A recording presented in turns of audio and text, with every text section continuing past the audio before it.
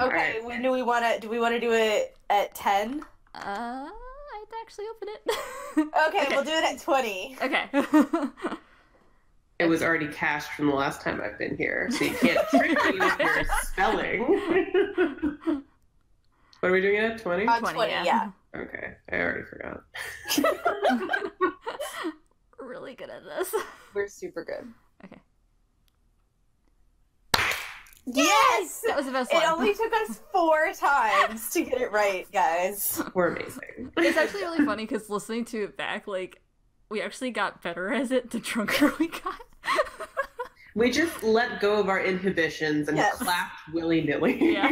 Good job. Okay, so I believe that we need to do our flashback. Yeah, the Doomsguard session. Yep. So, basically, there was a very cool session that we had that was entitled Inspired by Overwatch Legends Never Die, so the party had come across some information about this group of ancient heroes called the Doomsguard. And the Doomsguard was a group of heroes that lived 1,000 years ago on the same continent as you guys are on currently, Valadris. And they were the ones who helped throw Thurisden, the Chain One, into the abyss to start with. And a lot of your guys' campaign is about, preventing him from rising from the abyss. Getting him out. In a lot of ways, you guys are very connected. Yeah, this was super fun, cool, because it was the first time we learned that Thurisden was thrown into the abyss, and it's not just like he just lives there permanently. It was he was actually like put into.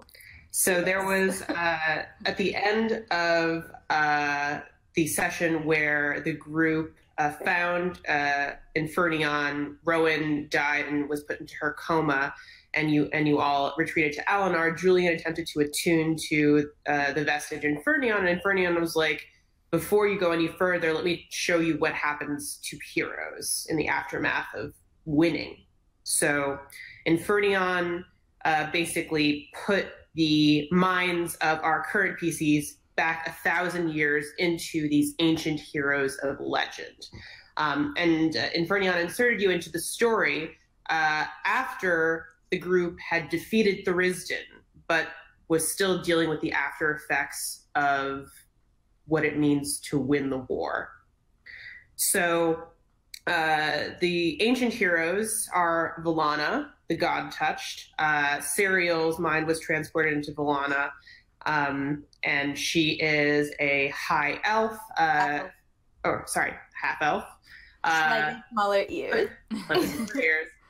Who was the queen regent over an ancient elven settlement called Irland, which used to exist next to Estelond, which is the western civilization of elves that lives in contrast to the sun elves of Alinar. Estelond is super militant, and throughout the game you guys have kind of been hearing about how Estelond seems to be gearing up for some kind of military action. They don't like anyone who's not an elf. Yeah, they're high-key racist. They're like, there's nothing even low-key about it. There's high-key, they're high-key racist. Yeah. And they, in fact, I think Serial has mentioned a few times, and I think her mother has too, that Eslan doesn't necessarily super even get along with the sun elves, the other elves that are on the continent. They do their own thing. They're like, no, we're gonna be over here. There's some tension there. So Vallana was the regent over Erlon, which was the neighboring sort of elvish city-state. And what you know about Erlon is that recently, like in the last 100 years from present day in the main campaign, it was completely routed by a mercenary army called the Grey Army. No one really knows why it happened, what happened. But basically, the civilization that Vallana, this ancient hero, used to rule over has been destroyed. So Vallana, she carries a vestige called Lunaria. They're these two sort of dual-wield swords, and they are very tied to Infernion in that if the swords ever sort of touch or combine, they will both become completely inert. It's sort of like a safety mechanism Yeah. for both of the swords because they're both extremely powerful. Yeah, we learned like a lot of things about Infernion. That Infernion is like the super doped up, cool, like super powerful sword. Mm-hmm. And then so Infernion was created first, and then Lunaria was created by Volana, Riala, and Elistray's guidance. And Volana, she is a Oath of Redemption paladin, and she puts a lot of safeguards into her vestige, and that's one of them. She's truly an emissary of peace. Yes. And she was one of the first true emissaries of Elistray, the goddess that Serial is now following. Volana has been romantically involved with a dragonborn named Infernus. Infernus the Battle Mage, Infernus the Bold. Basically, he was like the leader of the group of Doomsguard and was a fine warrior, very smart, very capable. And one of the things that happens in this sort of years ago story is that something happened to Infernus in the final battle against Thurisdan. He took a deep wound to the chest, and ever since then he's been acting very, very strangely, bizarrely. He starts doing things that the group knows that Infernus would never do in his right mind. So they come to the conclusion that Infernus has lost his mind and there's no way to bring him back from the edge. Yeah. So well, it's Volana, I don't know how many people have gotten their hands on the Xanathar's guide, but the type of paladin that she is comes from that, and she that oath that you take, if you were that type of paladin, you killed last. Yeah. You don't take a life unless there's nothing redeeming in the person whatsoever. You always believe first that there's something that you can reach inside them, that you can bring them back to the light, type deal, which has a lot to do with her relationship with Kaz. But so that's why this is kind of extremely tragic, because she tries for a while to fix Infernus and what's going on, and then it ultimately when she reaches, if Volana reaches the conclusion that she has to kill you, it's because there's literally nothing left to save, nothing redeeming. So just to describe the rest of the Doomsguard. So there are two sisters that are Aasimar. Meet them. There's Riala the Bright, who is a warlock. She has a pact with a celestial creature called a Solar, named Astaroth. And as you may recall from our last session, the big fight where you guys had to get Infernion, you found Astaroth the Burned, which was a corrupted Solar that had been trapped in the fire plane. So with Infernion. So hold that thought. Listen, it's fine. The way in which Riala's powers were, and Riala was played by Jade, and Fenn's mind inhabited her. Riala's powers, the way that in which we sort of describe the way in which she gets her most high-level spells is that at the beginning of each day, Astaroth gives her a spell scroll of her 7th, 8th, and 9th level spells as a warlock patron.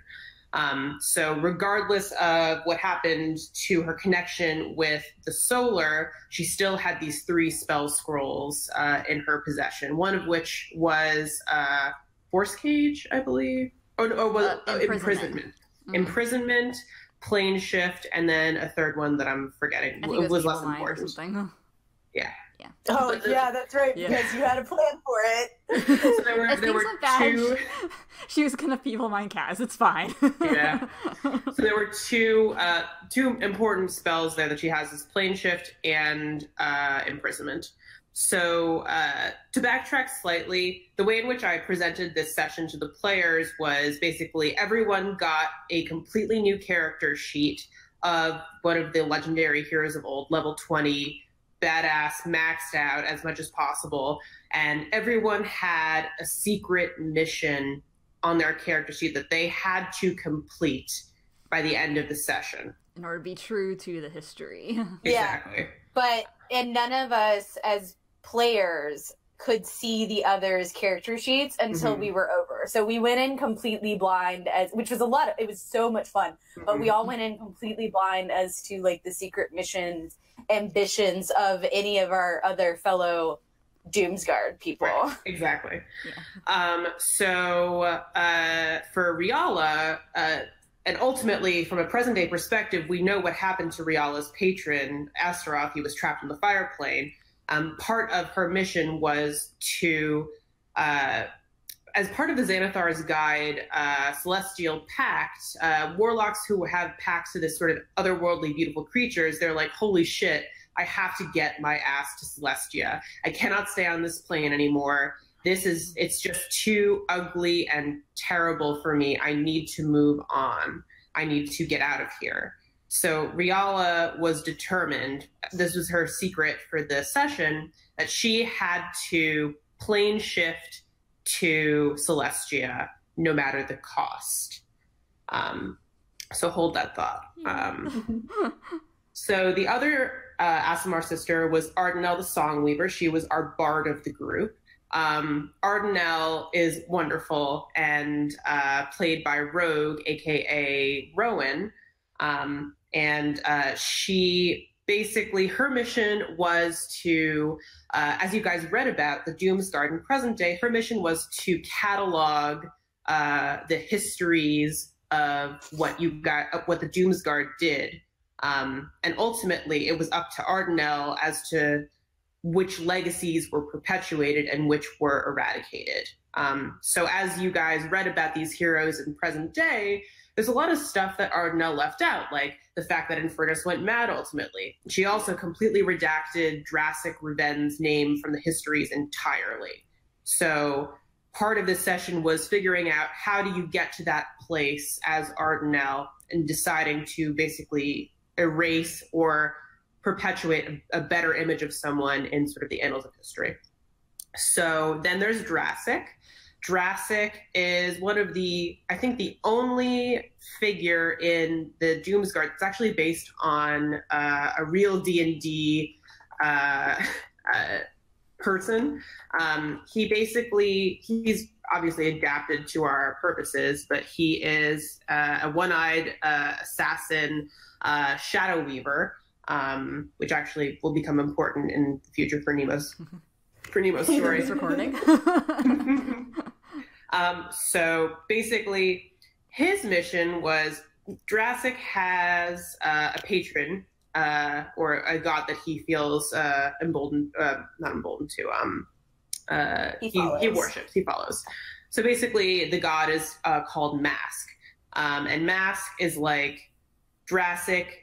You and your Doomsguard fellows carry these weapons, these vestiges that are too powerful to remain on the prime material plane.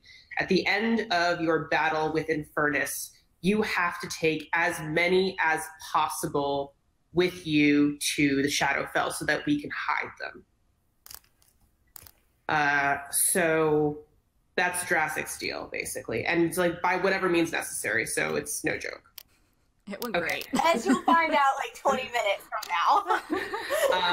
And then finally, the last of the players that are playing Doomsguard is Rose, who plays Julian, was transported into the body of Casimir the Blackhearted. Now, Casimir is a bit of a special case because Casimir is not truly a member of the Doomsguard. He actually... He's like an honorary member for like a few years. I don't know, I'll argue that.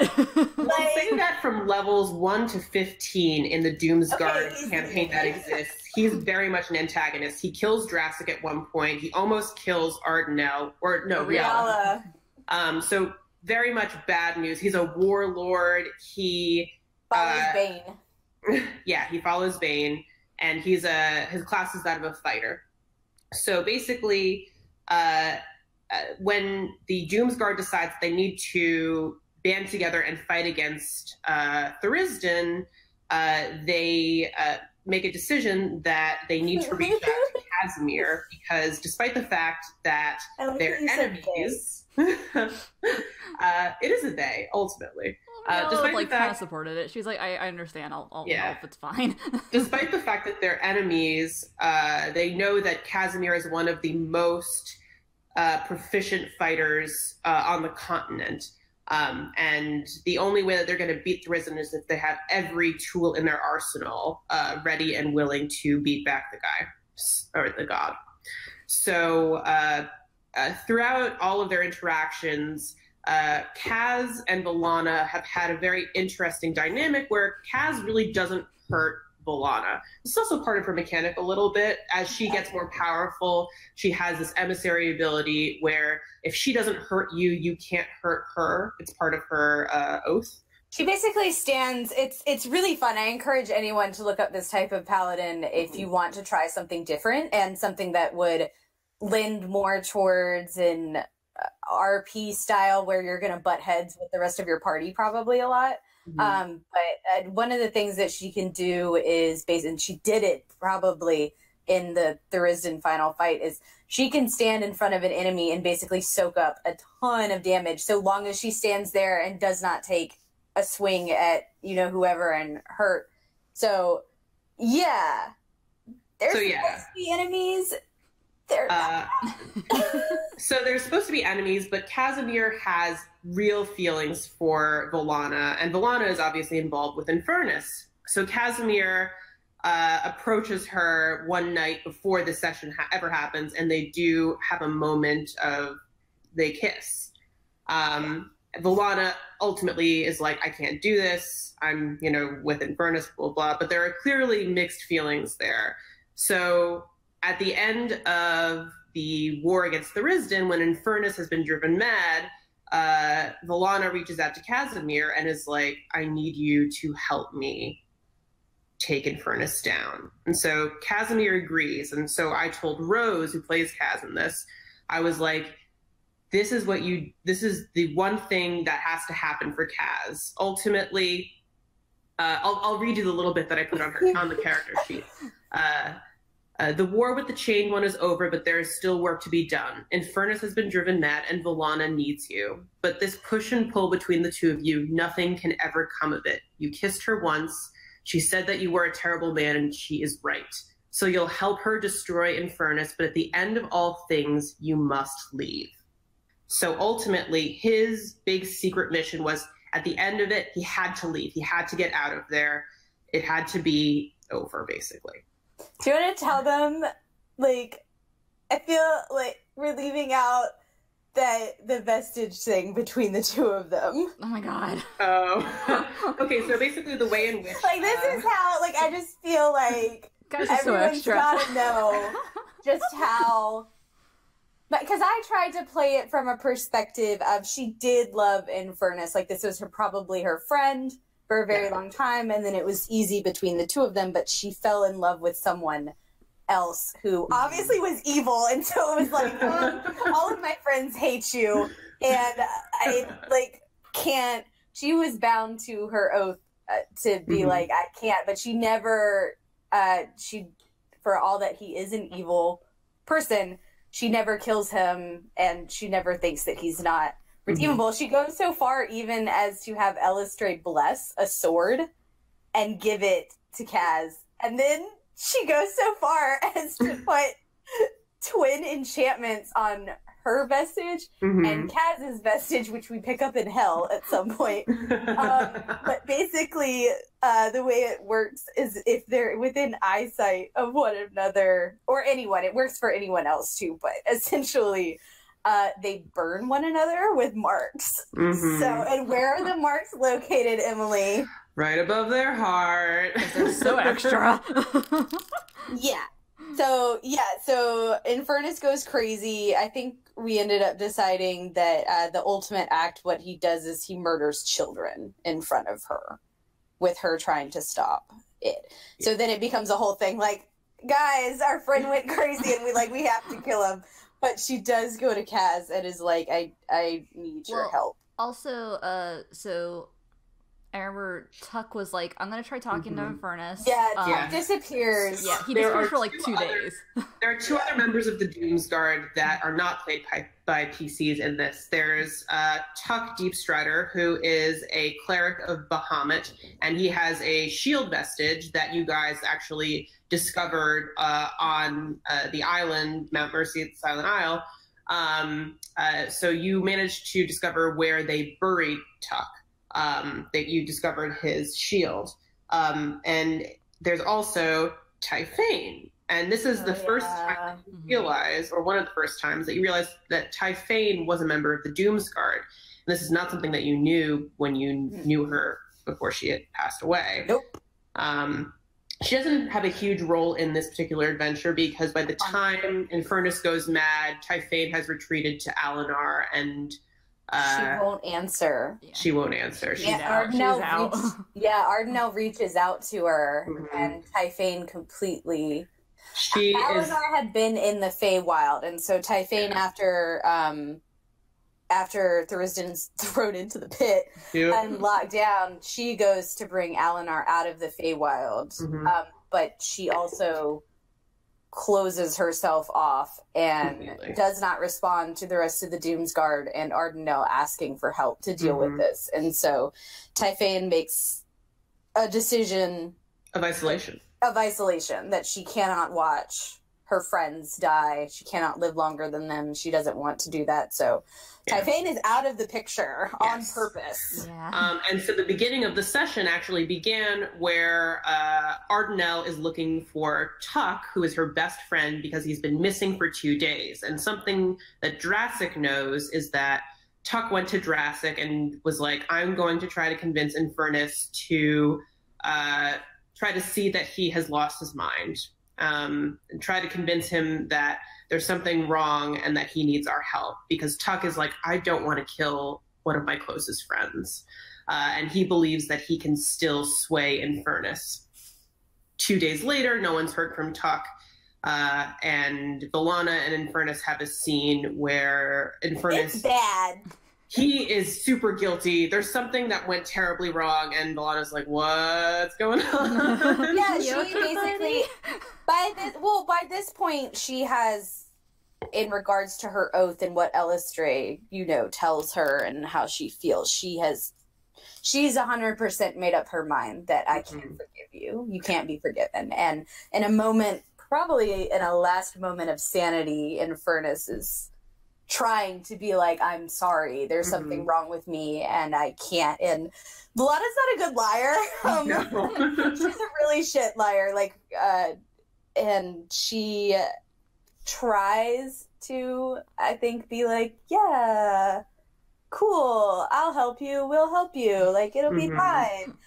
She's a bad liar, so, her role and my role did not go well, and it, disappears after that. Yeah, so basically, the group gathers together, including Casimir.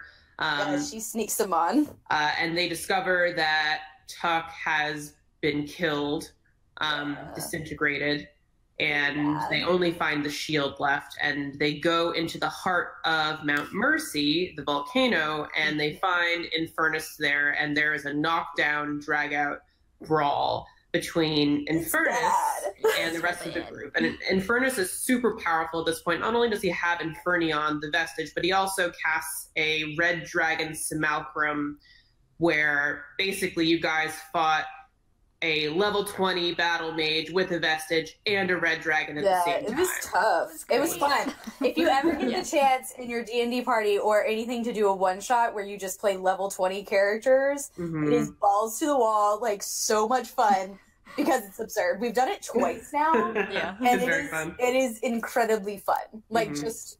Even if you don't plan to take your own campaign or party to that level, just doing it once, it's crazy fun. But that hilariously, fight took, I have played a warlock in both level 20 things we've done. Yeah, you have. I played a paladin in both of mine. Oh yeah, you did. Yeah, I need to go to Paladins Anonymous.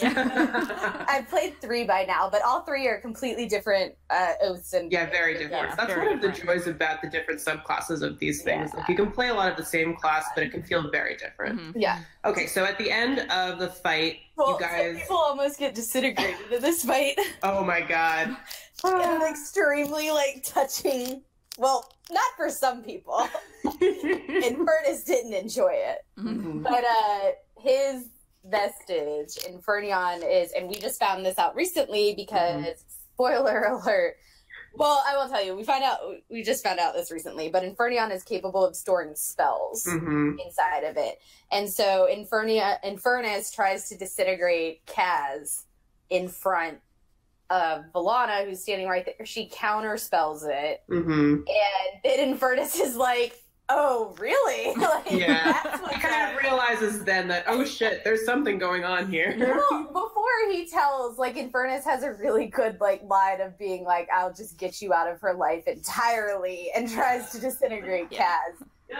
Valana counterspells it, and then on his next turn, Infernus is like, oh, okay, cool then, I guess that's just how it is now, and actually tries to disintegrate Valana, but I had like 119 hit points, so I went down to 19, but she didn't die. But the side effect is that Kaz goes nuts and like completely murders Infernus. In like, I think Rose what did she do? It was like over 100 points of damage. Yeah, she had 8 it was attacks. like 4 or 5 attacks. She did an action surge, and so she got all of them again, and Kaz just like, did you have like 2 hit points? And you were like, he's dead. And Rose was like, no, he's in his feelings. He has to do this. So ultimately, very sad, like, you know, they are able to do this. But the real fun starts after the fight is over, because that's when everyone has like all of their missions now. Okay, so basically Drassic is working with another sort of worshiper of Mask. Drassic is the right-handed Mask, and Erebus is the left-handed Mask. And earlier on in the session, Erebus came to Drassic to sort of deliver what the mission was. And Erebus is like, if you need my help, I'll help you. So basically, at the end of the battle, Drassic is like, I need everyone to give me their vestiges because it's too powerful to have on this plane of existence. And Typhane's already given me her Spire of Conflux. Ardenelle hands over Mythcarver. Riala gives over Riala gives hers over. Valana reaches out to Elistray, who immediately gives back and is like, no. So, but here's the thing: Lunaria is 2 twin swords. Valana only brought one of them with her to this fight. The other she had already hidden, knowing that somewhere. Yes, knowing that Lunaria would be destroyed if Lunaria and Infernion ever faced off against each other. She was like, "Well, I need something to help protect myself, but I don't want it to." So she just brought the one. She tells Drassic, "No." Elistray says that your god cannot have it. But Valana says, I have no intention of keeping it myself. And you'll find out how one goes she's going to, it becomes clear, and like you'll see in like 3 minutes what she does to it. But it becomes clear she plans on not keeping it either. The only person who is like, no, you can't have it. Kaz is like, absolutely fucking not. Yeah. You cannot have my crossbow. Or it's a whip. He has agony. He has agony, the flail. It's a whip. And so Erebus appears on the battlefield, steals the whip off of Kaz's back.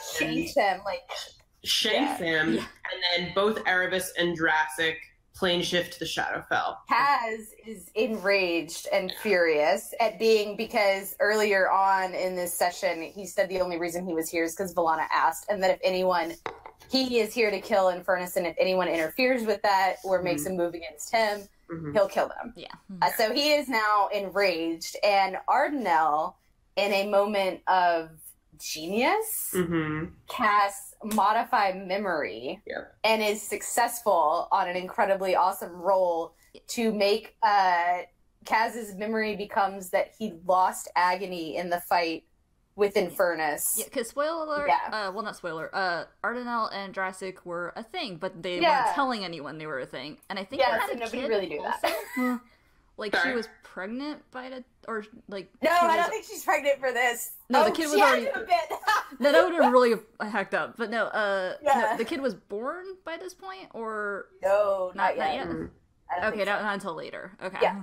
But yeah, so Ardenal is able to successfully modify Kaz's memory, which calms him down enough to where he's now no longer being like, I'm gonna kill you and then I'm gonna find Drastic and kill him and like so she's able to wipe that from the slate. So then Riala basically is like, well, what do we do with Infernion? Because Infernus is dead, but Infernion still exists, and Drastic didn't take Infernion with him. So Riala calls for her patron, Astaroth, and is like, I need your help. Astaroth appears to her. They have a very good relationship and trusting relationship. And in an act of true betrayal, Riala casts imprisonment on Astaroth, trapping Astaroth the Solar, as well as Infernion in between the material plane and the plane of fire, which is there's like a crack in the volcano itself. It wasn't like totally out of the blue for her, because there was a whole thing I talked about Emily with us over DMs that like her connection to Astaroth kept her connected to the celestial plane, and it was always kind of like this ache in the back of her head. It was like, it was awful for her. And she was suffering. Like, they beat Tharizdun, then there was nothing, and so she was kind of left with that. And she started to feel her and kind Volana of like, were super close, so like it wasn't a surprise that and she kind of viewed it as like him, like she felt almost like she was being tortured by him. So she was like, well, if you're not going to take me there, I'm going to take it for myself. So in this moment, Riala loses her magic, but she still has one spell scroll left, which is Plane Shift.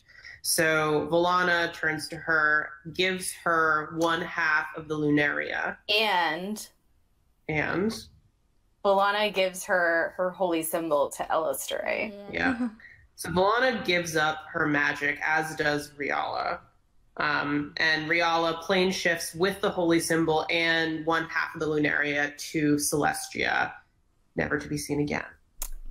And after that, so Volana has given up her vestige. She has given up her holy symbol collection, or holy symbol, to Elistray, including her connection to her, and she'd lived her entire life. I think we discussed she was pretty much always marked as a kid, like as a child, to Elistray and then to her city.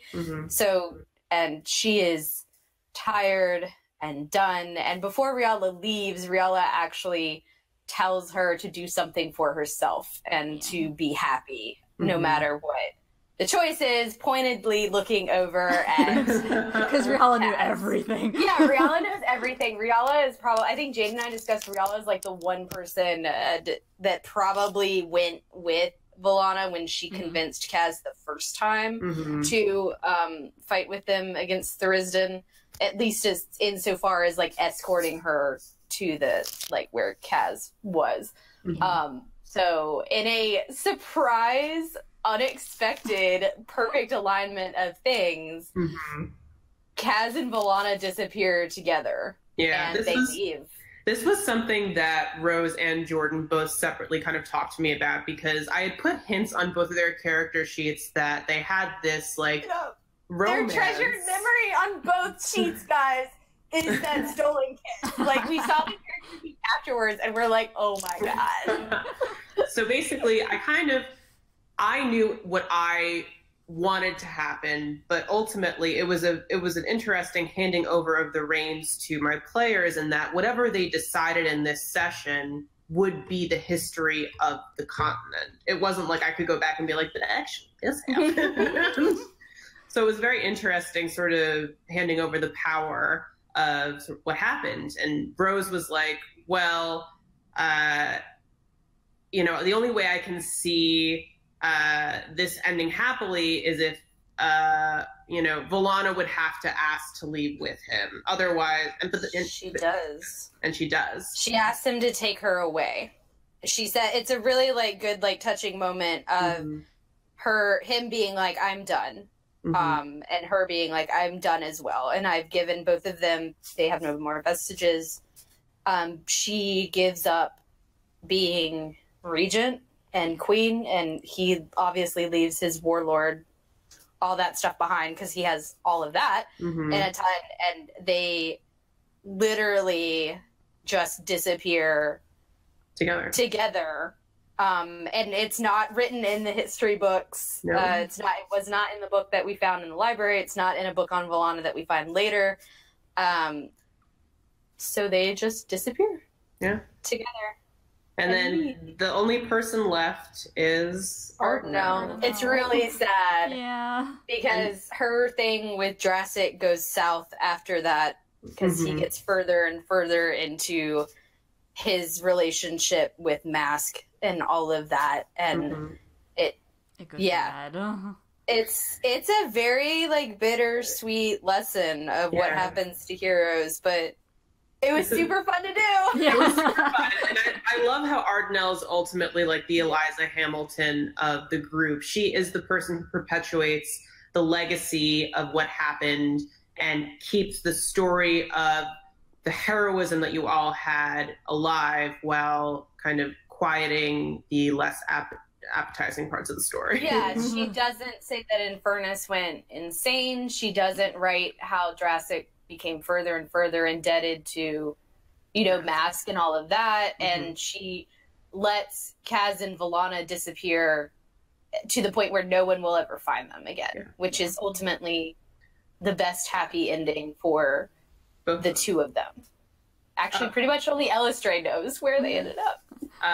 The one thing that we didn't say is that the Doomsguard, their headquarters is in this magical, that's right, floating ivory citadel, and it's to basically keep that floats through the air in the clouds. This is important later. Yeah, it's super important in about 2 sessions. Yeah.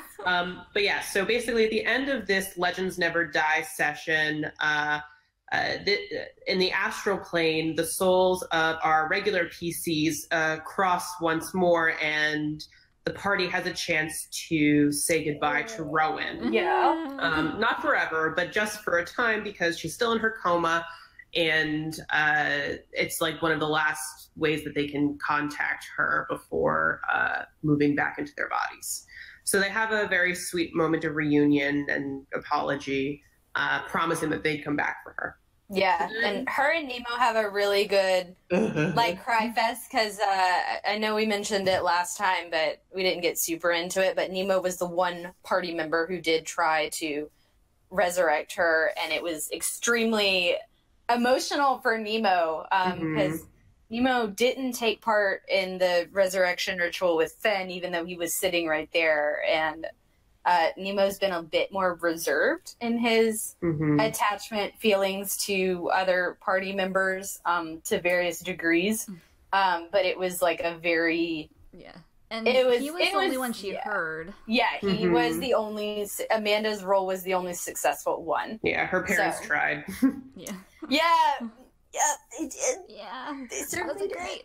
All right, so basically, the party comes back to their bodies in Alinar, and it's 2 of the party members remember completely what happened. Yeah.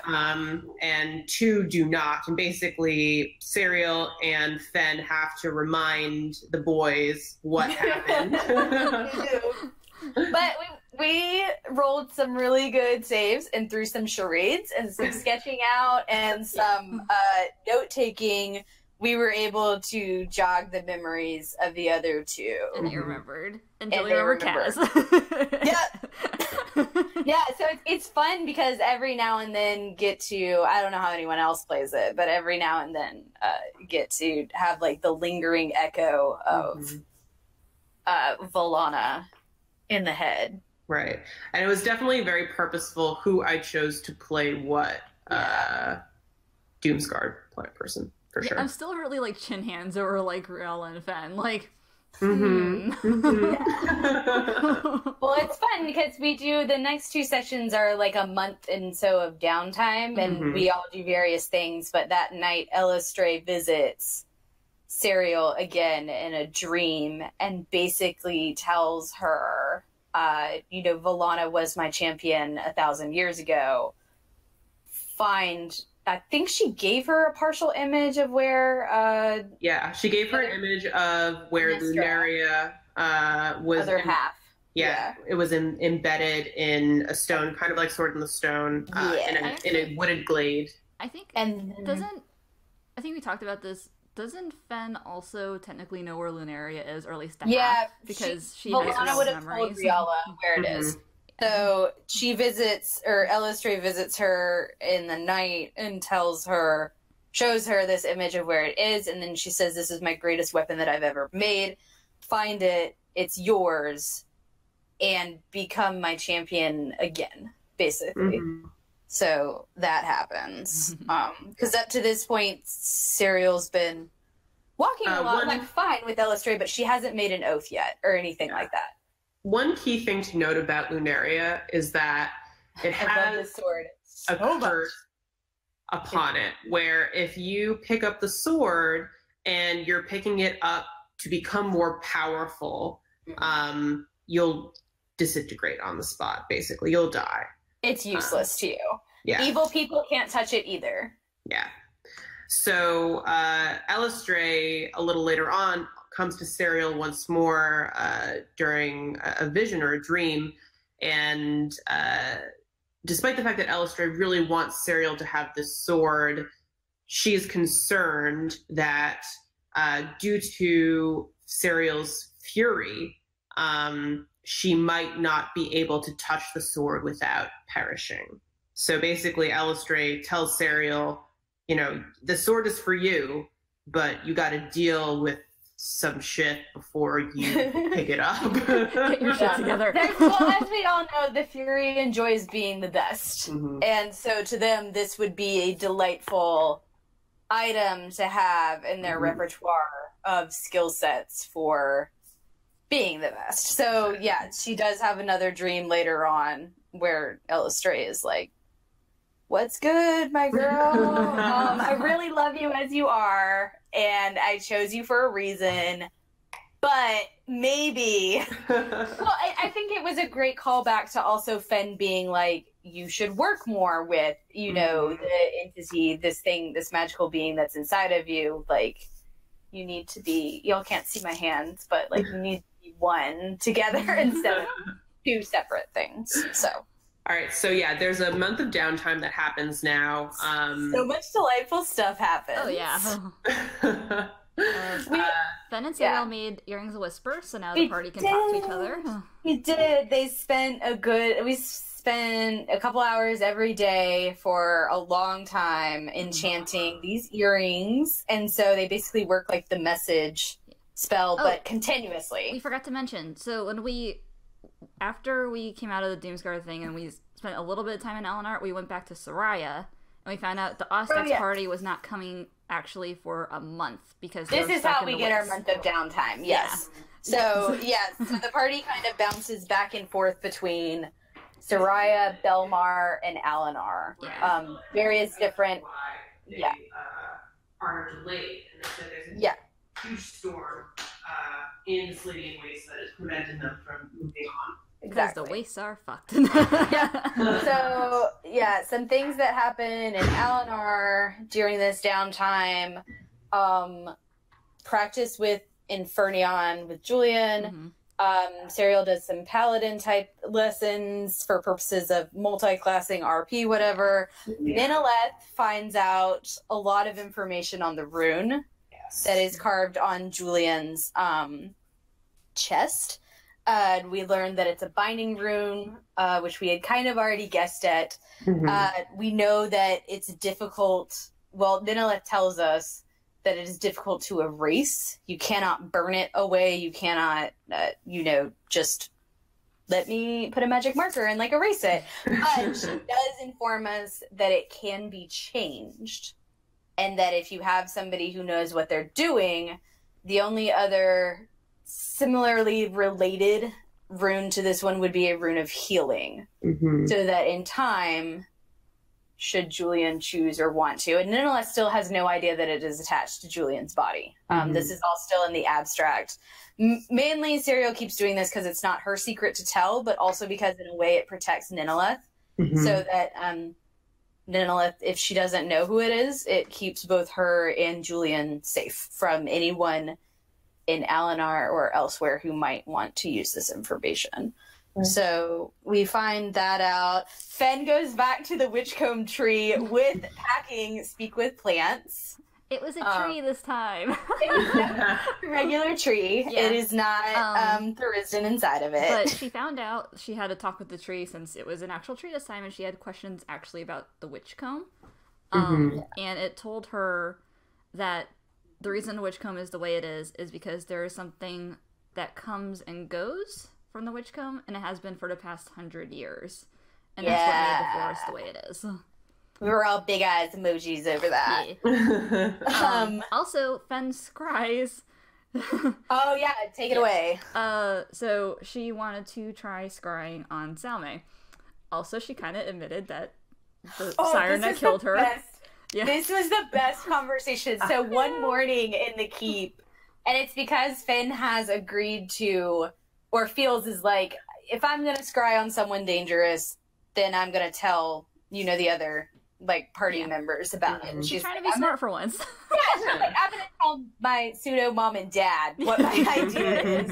So she finds Julian and Serial in the kitchen one morning and is like, I want to scry on Salme because I just want to know where she is. At that point, she was also still really furious about Rowan dying. And the fact that it was really Nikolai's fault that happened. So to Fen, she was extremely angry, and she was also just like, look, this could be information that would be helpful for us. We should know where they are. Yeah, and she figured it was safer to scry on Salme because Salme had warned her in the past not to scry on Nikolai. Right. So she was like, okay, I'll scry on her because maybe that'd be better. Yes, and so through a delightful, I think we rolled 1 or 2 insight checks, but Julian and Serial both are able to pull it out, essentially, that Fen has some type of crush, whatever, some type of unknown, confusing feelings about Salme. And Fen at one point tries to hide under the breakfast table. Literally tries to sink under... Yeah, she's small and gay and confused. And she tries to, sink underneath the table. And it was a really, really cute scene, but it also led to Julian and Serial both trying to give Fen a little bit of a warning of... Yeah, especially considering just remember, Julian's history. Yeah, considering Julian's backstory and with Reese and all of that. Just trying to give her a heads up. A gentle warning of, we love you. Crushes are confusing. This happens. It's fine. But also, you shouldn't get your hopes up on what you expect from Salme or anything like that. Also, definitely leads to them encouraging something else later in that same night. Totally find out something later, and her pseudo mom and dad are like, let's do this one instead. Better. Yeah. But your scry, that happens. So Fen scries on Salme, and Salme totally knows, she realizes that Fen is scrying on her, and Fen sees her walk out onto, I believe, a balcony or something, and Fen recognizes... Before that happens, sorry. In the scene that Fen scries, Fen deduces that Salome was sent to retrieve Infernion, but refused, and instead sent some underlings that you guys killed very easily. And you incited her and got the sense that she did this purposefully, that she kind of made the path a little easier for you. And then, like you said, she walked out from her study towards a balcony, and Fen realized, using Riala's memories, that the headquarters of the Key, which is the cult that is trying to raise Thuristan, which Salome and Nikolai are a part of, is centered in the Ivory Citadel, the ancient home of the Doomsguard, the floating keep. So she's in her fucking house. Yeah. So get out of our house. We all like lost it at this like reveal because we were all like, we all literally were like, get out of our house. So that was fun. There are 2 trips that are taken to Belmar. And the first one is the most exciting, interesting one because, well, actually these are the 2 most important trips to Belmar. I think we said blanket statement that we took basically once a week. We went to Belmar to check on Rowan. We take Lysander with us at one point, and Lysander does a very touching, for him, since he doesn't get along with the Raven Queen. It was a very touching moment where he reached out to her, and she responded back that Rowan's fate, her thread was not cut. It wasn't done. Her time isn't up. Just be patient. So it was, really nice confirmation that Rowan would at some point maybe hopefully return to us. Exactly. But so the first trip we go, Serial by now is like, I'm gonna make this oath, but I need to get some armor made. So she goes to the same place that that Rowan had her beautiful armor made, these wonderful dwarves, and so she gets this custom breastplate that is more slender and is not, like big bulky paladin armor. And she's having a lovely conversation getting that made while Julian is off buying winter solstice presents because that's coming up in like a week or so, and it's his favorite holiday. He really wants the party to have a fun time, and so he's off skulking around doing that. And he runs into, while he's walking around, he runs into Loris, Lanval, and Louis. And now the second person is the more important person that Julian focuses on in this conversation. But Loris essentially shows up and is like, hey, remember the fact that you owe me 2 favors because I let your friends go. And, well, I'm here to cash in on the first one, and I want you to kill someone named Rain for Bostax, and you have a month to do it. Now, Julian actually doesn't respond at all. Doesn't say yes, doesn't say no, because his entire attention is focused on the guy who is standing with Loris. And so Julian waits until Loris leaves, and Louis leaves in a different direction. They do not go off together. So Julian threw if you guys will remember, Louis is the one that betrayed, that we were supposed to, Serial, Nemo, and Bar were going to meet up with to try to get information about Rowan's mom, her missing mother. And Louis ends up kidnapping the 3 of them. So Julian, through a clever disguising of himself, manages to stalk Louis some like alleyways and canals and riverways around the city of Belmar, pulls him into an alley, and kills him. So he just straight up stabs him a couple times and then stabs him through the throat with the dagger that Serial had made for him and says, do you want to say it? Do you remember what he said? I believe it was, my lady sends her regards. Yes, that is exactly what he said.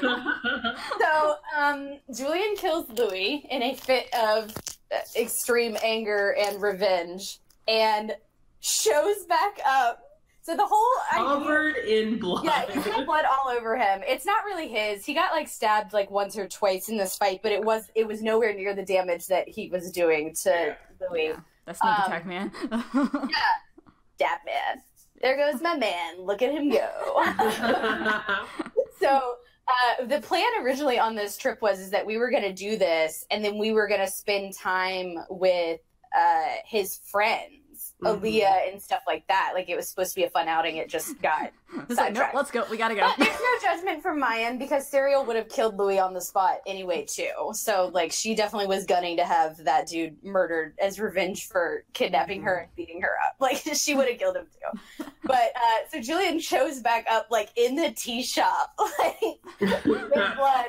And Serial and the others are like, oh, cool. Okay, so it's time to go. What I love about this also is the last time we were in Belmar, Attica's like, no, you're off the hook. It's fine for like the thieving. Julian gets his name cleared because he helped save Rowan's life, and he helps find her mother. Now he did a murder. Like well, I mean, we don't know that, and Julian was disguised the entire time that he did this, so we have no clue as PCs whether this is known or not. I know. So that was the first trip back, and so that's that definitely happened. So I was wondering this, since we talked about the Revenant thing last recording, that's the deal that Thrisna gave her. I can probably say what Fen told Rowan when she was in a coma. Yeah, go for it.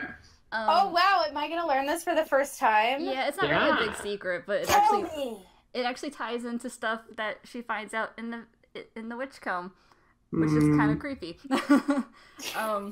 But no, so Fen tells Rowan, like, basically laid out, Rowan she doesn't understand why she came back and Rowan wasn't able to come back. And that Rowan, like, is a much better person than her, is probably going to do great things, and Fen is pretty sure she's going to do something terrible. And that she's been going on the assumption since the beginning of the campaign that Tharizdun will kill her. But after the deal, she is like, I don't think he wants me dead at all, and I think that's worse. I think I'm going to do something terrible, and I don't know why I'm here. Yeah.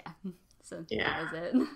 Yeah, that's a good setup for later. Yeah, so that was the only other Belmar trip is when we went to pick up the armor, and we do indeed have a nice time with Julian's friends, to which Julian's friends remarked that he looks happier and different from when he first escaped from Gilead. And he spent 7 years in Belmar after escaping from Gilead and whatever happened there, and he was like really a shell of a person for a while. And the friends that he did make there kind of talked to Serial, and they're like, oh, now I understand why he is so different. Clearly he's found people to care about. Yeah. So we have we go to see Esther. Yeah. We have a whole bunch. It's so good. It's so good. It's a very interesting scene where basically the party has not truly been back to talk to Esther in a really long time. Yeah. They did the whole North Dark arc. They did their Alinar stuff. They did Belmar, and then Rowan died. And it was like a very intense series of shit going down. And Esther was basically kind of left hung out to dry in a lot of ways. Yeah. The party's all still varying degrees of mad disappointment super over what happened with Selene. So we were actively avoiding going to Soraya for a while. Yeah. So eventually you guys did go back to Soraya, and you did go to talk to Esther.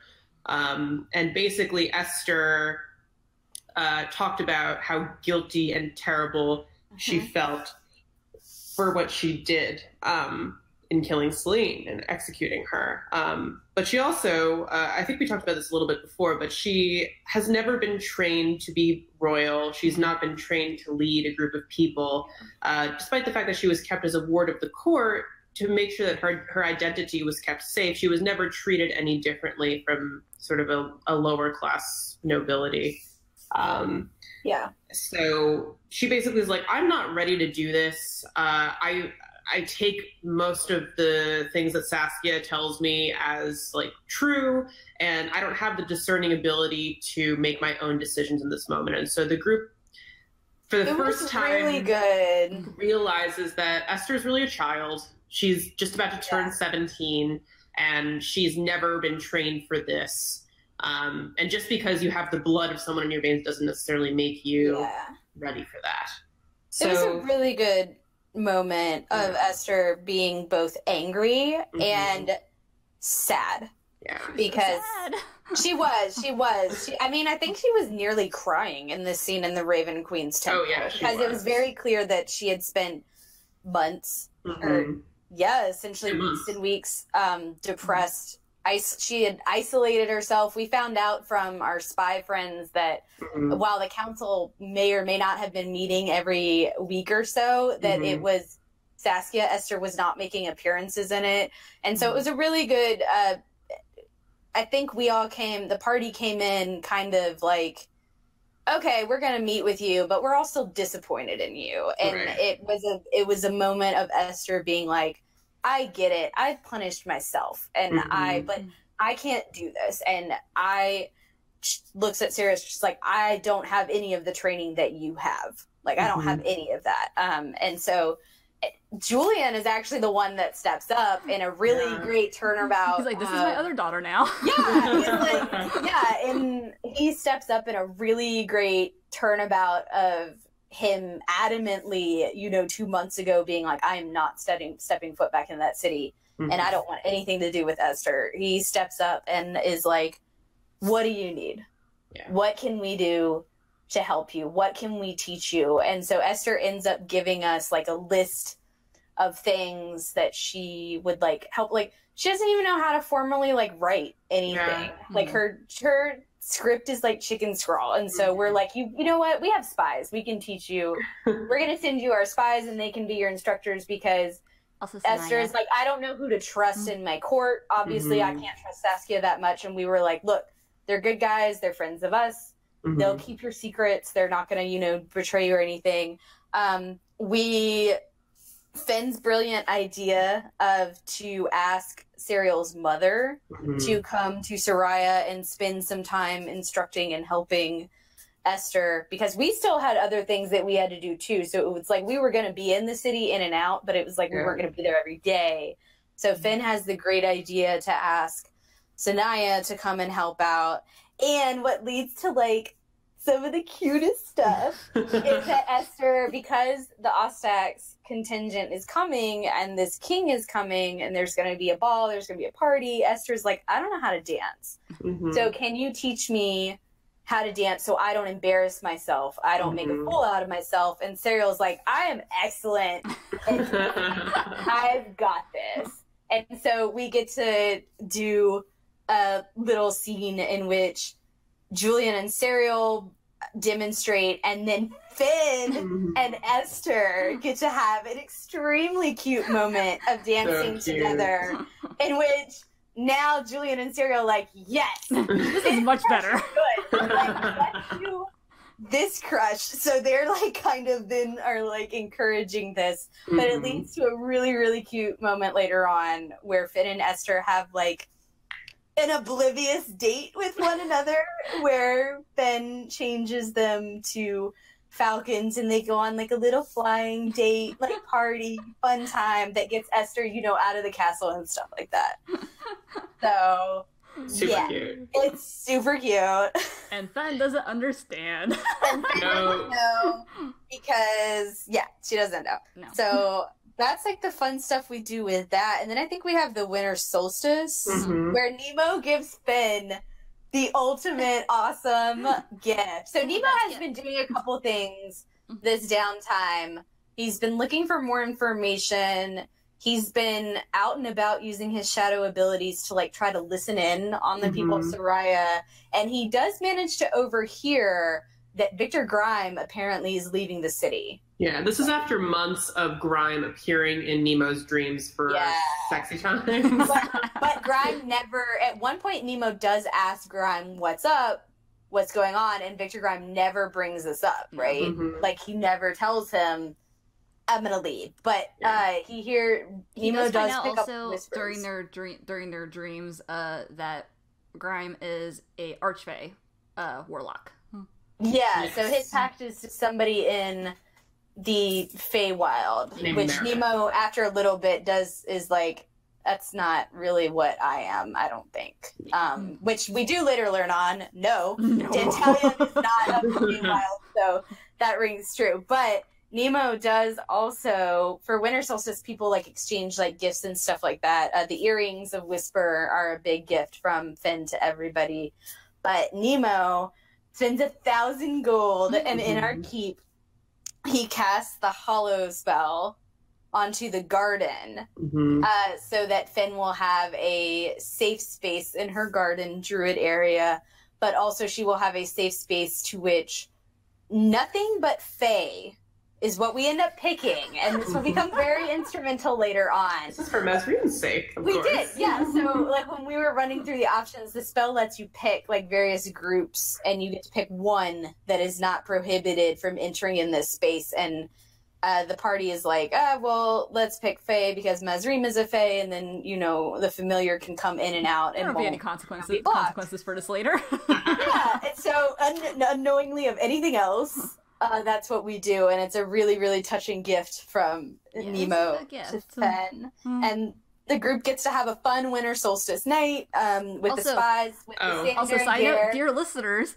Serial and Julian share a room and a bed. Yes, they do. This is true. There are only so many rooms in the keep, and so they have been sharing a room for a while. And so when we get to the keep, they see no reason not to keep sharing the room. At this point, everything is still very platonic. Oh, yeah. Like, I mean, they're curled up against one another when they sleep at night, but nothing else has happened. But yes, they do take the biggest room in the keep and share it. Yeah. So at the end of the night, after all of the gifts have been given, Nemo kind of corners Lysander. Yes. And at this point, it's been like a year and a couple of months, and we've all been dying for these two to get together. And they once held hands, and we all lost our shit. Yeah. Lysander instigated the hand holding, but basically he was like, I know that if I go further than this, Nemo's going to freak out. And I think Amanda's talked a little bit, Amanda who plays Nemo, Amanda's talked about how Nemo really didn't want to fuck things up with Lysander because it felt so real. Whereas with Grime, it was like, you know, who cares what happens with this guy? We know he's basically an asshole. And if I fuck things up, then great, it's over and I don't have to deal with him anymore. But with Lysander, it was like, this is clearly a good person who I care a lot about. And if I mess things up, I will not be able to forgive myself. Yeah. So basically, Nemo corners Lysander and kind of tells Lysander about the deal with the umbromancy and amnesia. So basically, with Nemo's homebrew as an umbromancer, as he gets more and more powerful and the levels go higher, it's harder and harder for people who see him to remember him. So depending on how close you are to Nemo, we took this from the what's it called? The other play thing that they do in Amnesty. What's it called? I can't remember either. It's like it's an alternative to D&D where basically you only roll 6-sided dice, and so basically for every check for Nemo's memory, it's 2 d6, and depending on whether or not you clear the DC, you either forget him or not. If you know him, you have a bonus to your roll. So like someone in the party has like a +3 to remember. If they were to leave and then come back. And someone like Lysander, I think I ended up giving him a +3 also because he was so entwined to the story. But like a lesser integral PC like Esther, for example, she would have like a +2 to remember him. Right. And like someone that like they when met. Henry forgot him. Henry straight up forgot him. Like exactly. So Nemo explained all this to Lysander and was like, I don't want you to forget me. So he gives Lysander this charm bracelet, which has Nemo's name on it and an eye charm. And he also kisses Lysander for the first time. And we all like die. Lysander keeps Nemo's eyeballs in a jar in the keep on the kitchen windowsill. Yeah. Listen, that's where they live. At one point, Nemo's like, maybe I should take those back. And Lysander is like, I would rather have a bunch of eyeballs that I don't know where they came from than never have any sign that you were ever a part of my life. It's very cute. They kiss, and it's like... It's great. We all Nemo has a boyfriend now. Nemo does have a boyfriend. And the other thing that happens that night is on the winter solstice, Serial does sneak off onto the roof, and she makes her oath to Elistray. So one half of her oath is done tonight because she can't dance on the roof because our keep is in a little bit of a fixer-upper stage. It's in disrepair. It's in disrepair, and she does not want to fall through the roof back into the bedroom. So, but it's okay because it becomes significant the next session that we do. I'm checking over my notes to make sure. Is that that's all the important? I think that's it for the month. So basically, at the end of the month, they get word from a forerunner of the Ostax contingent that they are close to arriving in the city. And basically, Saskia, who is at this point the Grand Vizier of the city and still one of Esther's sort of prized council members, even though everyone doesn't really like her so much. She's doing a good job. That's it's not unfortunate, but so the side effect is that while Saskia is very much no one in the party likes her, basically most people in Soraya don't like her. She is a very savvy businesswoman, and she has put Soraya back monetarily back into rights after what happened. Yeah. So she is useful in that Esther is keeping her around for that, but she is also undermining Esther's authority. Her authority, presence and figure. Exactly. The thing about Saskia is that when the party walks around the city these days, everyone is happy. There's a lot of commerce going on. You can tell that the city is prospering. And Saskia does have a lot to do with that. And however, Saskia, when you left Soraya last time, she basically was like, we're sending out an emissary to Ostax, and we need to have an alliance between Ostax and Soraya because Saskia knew that something weird was happening in Estalon. And she was like, we want to make sure that we have allies with an army because Soraya has no standing army and Ostax does. She was like, I think that we need to have a good alliance with Ostax to protect ourselves should the day come that Estalon rises for war. And she's not wrong in this moment. Yeah, no. She's not. No, because, she's not. So basically, Saskia is like, hey, the best way to make an alliance is to have a marriage. So she suggests to Esther that Esther marry King Galamir. And the only thing you know about King Galamir is that he's a half-orc, and he came into power recently.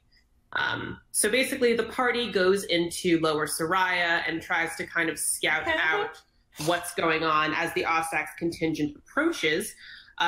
You find a purple-skinned tiefling who seems to be scouting out Soraya for themselves, and Julian kind of approaches them, and they have a bit of a talk about sort of the journey so far, blah, blah, blah. They don't get into too many details, but... It's not successful. We thought we were going to have... See, what happens is Finn sees them, the contingent approaching, and we're like, oh, man, we should go do something and, overhear stuff. Only we get to the bar, and it's like this is the bar where I got charged 5 gold. Okay, you walked in with vestiges, other shit. No, we were not. I remember specifically being like, I don't have my armor on. Fancy clothes on. No, so I was like, I do not have my armor on or anything like that. And Emily was like, are you trying to tell me that Serial's wearing ugly clothing? And I was like, you're right, never mind. So basically, Serial does get charged 5 gold for a copper ale. Really shitty beer. But so Julian interacts with this purple-skinned tiefling, and basically the tiefling leaves, and you guys all go to the royal castle, where the welcoming ceremony to welcome the noble contingent of the Ostax group is to be sort of welcomed and celebrated. So the group comes in, and it's a bunch of tieflings and half-orcs that are part of this sort of royal menagerie. So there is, first of all, King Galamir, who is a large, imposing half-orc. And then there is Briseis, who is known to be sort of a noblewoman of the court. There's Hathor and Horus, who are the niece and nephew of Galamir, also half-orcs. And then there are a few tieflings. There is Damocles, who is a red-skinned tiefling and the head of the Ostax military. He has his own phalanx of the Grey Army that he commands. And then there is Rain. Rain, dun, dun, dun. Rain is the purple-skinned tiefling that you saw in Lower Soraya, and Rain is the spy master for Galamir. We love them. They are amazing. I say we as in the players love them. Because if you guys remember, this is the name that Loris gives Julian to kill as someone he wants dead. Yeah, although the only person who knows this is Serial. So basically, Julian knows that he has to kill someone named Rain, and it turns out that Rain is the spy master for Ostax. So it's like a big deal. Yeah, like, oh shit. So there's a big party. Saskia and Esther, of course, welcome Galamir and treating them very hospitably. You guys find out that Ostax is basically a city that's kind of just beginning, and it's a city that is made up of a lot of people who have been shunned by the rest of society. There are a lot of tieflings there, half orcs, yang Tui. I think that's how you say it, T. I can't remember. Yeah, yang. The snake people. So basically, it's a lot of people who have been shunned by the rest of society. So they were like, all right, screw it, we'll make our own city. So the only thing that Galamir really wants is the respect of other cities and to be treated like the royalty that he is. So it all basically goes off pretty well. And then as the party kind of gets into full swing, Julian notices Damocles, the red-skinned military official, and Rain, the spy master, approaching Nemo and Lysander, who went together as a couple, very cute. Yes. Approaching Nemo and Lysander from behind. So basically, Rain accuses Nemo of being a murderer. And the party like grinds to a halt, and everyone has everyone like has their swords drawn. People are like, "What the fuck is going on?" In the middle of the ballroom, like in the middle of the ballroom, and everyone's like, "Okay, let's go to this other room. We're going to deal with this." So basically, it's like a huge standoff between our PCs and the Ostax contingent, and Esther is kind of in the middle of trying to negotiate this very delicate alliance, and also, you know, knowing you guys. So you all sort of gather together, and Rain tells their story of how this is actually something that came up way back in the Slayer's Take episodes, where Serial found the bounty board with Nemo, and on the bounty board was a bounty for any information about a bunch of missing children in Ostax and the Gilead Crossroads, which is a sort of satellite area near Gilead, which is across the continent. So this was like a long, long, long time coming. Yeah. So basically, it was for a loop. Yes. As we'd had no whispers of anything else about Ostax, really, or anything like that. Yeah.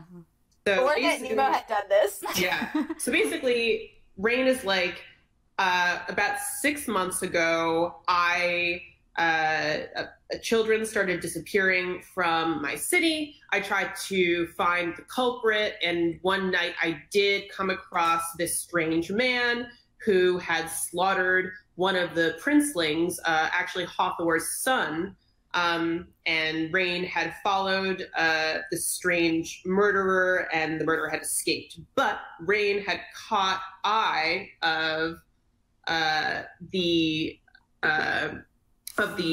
face of the killer, and it was Nemo's face. So there was a long, intense discussion of, was that Nemo or was it not? And the thing about Nemo's class is that, and Nemo himself, is that he doesn't remember anything that happened before the beginning of the campaign. For his first memory is walking into the Quick Cup in Anka. So Nemo can't definitively say that was not me, because this is before the campaign really started. So the party is like, okay, this is what we're going to do. We're going to go and we'll find the real killer, if there is a real killer, and we'll figure out what's going on so that, you can't just kill our friend, basically. Yeah, because Ostax is like we're gonna execute Nemo. Because let's not do that. Yeah, and we're like, that seems not great. So yeah, the agreement is we will go find who did this, because the party, we were adamant that this could not. Nemo himself was like, it might have been me, guys. Like, I could have. It could be me, yeah. So, but the rest of the party is adamant, like, no, it can't be you. So that's the agreement that we come to, and we get Rain to come with us. Also, Hathor gives us a tooth? So Hathor has one of the teeth of her dead child, and basically Fen uses it to scry on... Briseis gives us the teleportation circle to Ostax, which this will become important. So basically, Fen and Nemo both attempt to scry on... Nemo succeeds. I don't. Yes, exactly. Yeah. So Nemo tries to scry using the tooth, trying to figure out if maybe the killer kept some kind of trophy, just to try to kind of get their bearings. And Nemo, in his scry, sees an image of himself, but with eyes. And also, he's walking around in a cabin with another man who Nemo does not recognize, but this sort of doppelganger of Nemo refers to this man as Linus. In a metatextual, metagame way, this is, of course, Nemo's brother that he sacrificed his memory for way back in the first Soraya arc. So...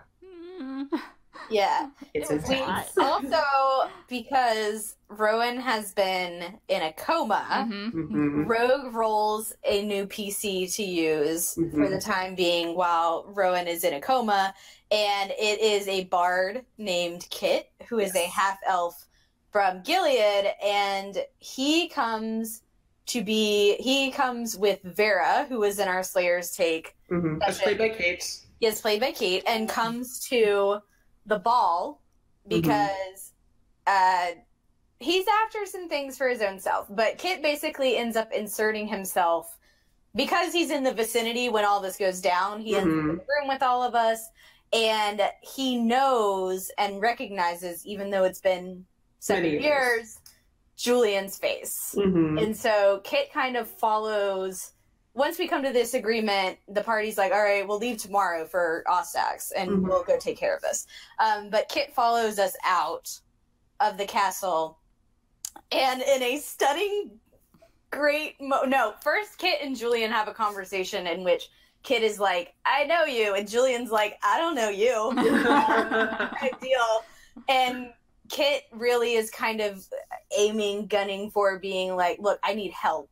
Yeah. I had to leave Gilead for reasons. I got caught in some trouble and I had to leave, but I would like to go home. And he thinks that based on the prestige and connections that Julian used to have in Gilead to the Count of Scales and other things, that Julian can get him back into Gilead. And then he's been told by Vera and others in the pocket that... And by now we have a reputation, and so he looks at the party as being like, I'll help you go deal with this stuff in Ostax. Also, at this point, we are officially part of the small council as well. Yes. Yeah, but so Kit wants to be like, I'll come with you. I'm a bard. I have magic. I'm handy. But what I want out of it is for you to help me in turn. I need good standing and nobility. I need, to get my name raised back up so that I can go home. I remember Ben literally to Kit was like, can you heal? He was like, yeah. She's like, okay, cool, you're in. Well, so I mean, sort of,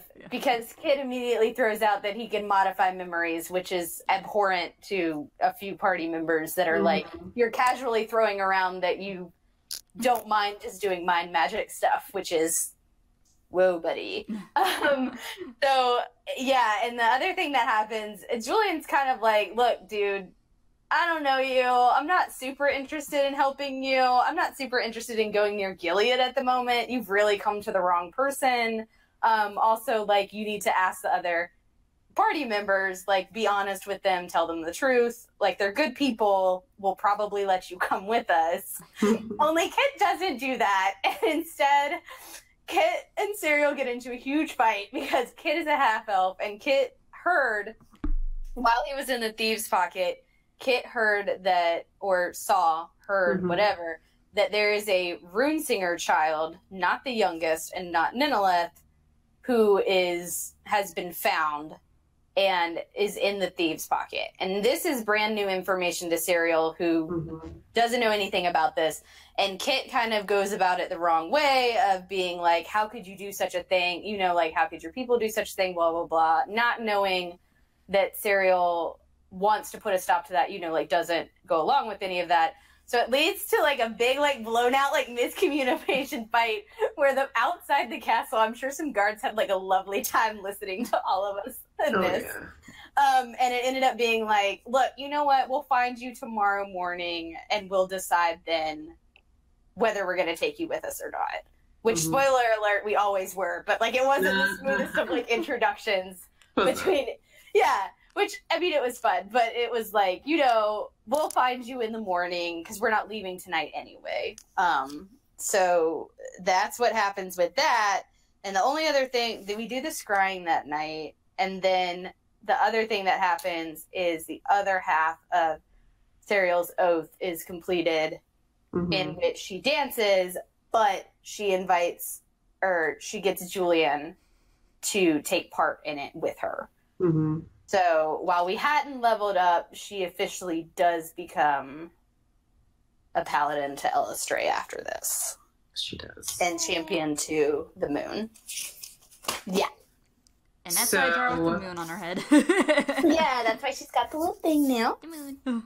Yeah. So the party goes outside the gates of Soraya, and they also realize that the Ostax contingent did not simply come alone. They were escorted by a phalanx of the Grey Army, which is about at least 600 military men strong. It's not great. So there's a military presence of Ostax outside Soraya. We don't love it. Yeah. Oh, Julian has another dream about Isolde that night. Julian has been having dreams about Isolde running through what looks to be the Shadowfell, running away from various terrible creatures, and running towards a castle. And on this night, whenever he tends to wake up from these dreams, he gets a corruption point, and he has to be healed from that. The corruption sort of manifests in this as sickness. So he has a dream about Isolde that night, and the dream is she's praying over a sword in sort of a back alley trying to hide. And in the final moments right before Julian wakes up, she draws her sword and turns around to face something that's about to attack her, and then Julian wakes up. Yeah. But he ends up telling Lysander, who recognizes the prayer that Isolde is repeating as similar type prayer and offering like lines and stuff that he would say to the Raven Queen. Exactly. So this is when we learn that the prayer itself is the prayer itself is, by the grace of her strength, let me live through the night. She's the master of my fate. Let her bend the thread of my life and weave me through till morning. Goddess, save my soul. Yeah. So yeah, these are definitely words trying to reach out towards the Raven Queen. Yep. Okay, so the party prepares to use Serial's teleportation circle spell for the very first time. With Rain and Kit. For the very first time outside of the downtime sessions. Yeah. So Serial draws the teleportation circle that Briseis, one of the nobility, drew for her to get to Ostax, and something goes terribly wrong. The magic kind of lurches weirdly. I described it, I think, in session as like a splinching, where one moment you guys are outside the gates of Soraya, and the next you are smack dab in the middle of the Saladian Wastes, in the middle of fucking nowhere. And everyone takes like a huge amount of damage. And it's hot, it's windy, there's sand everywhere.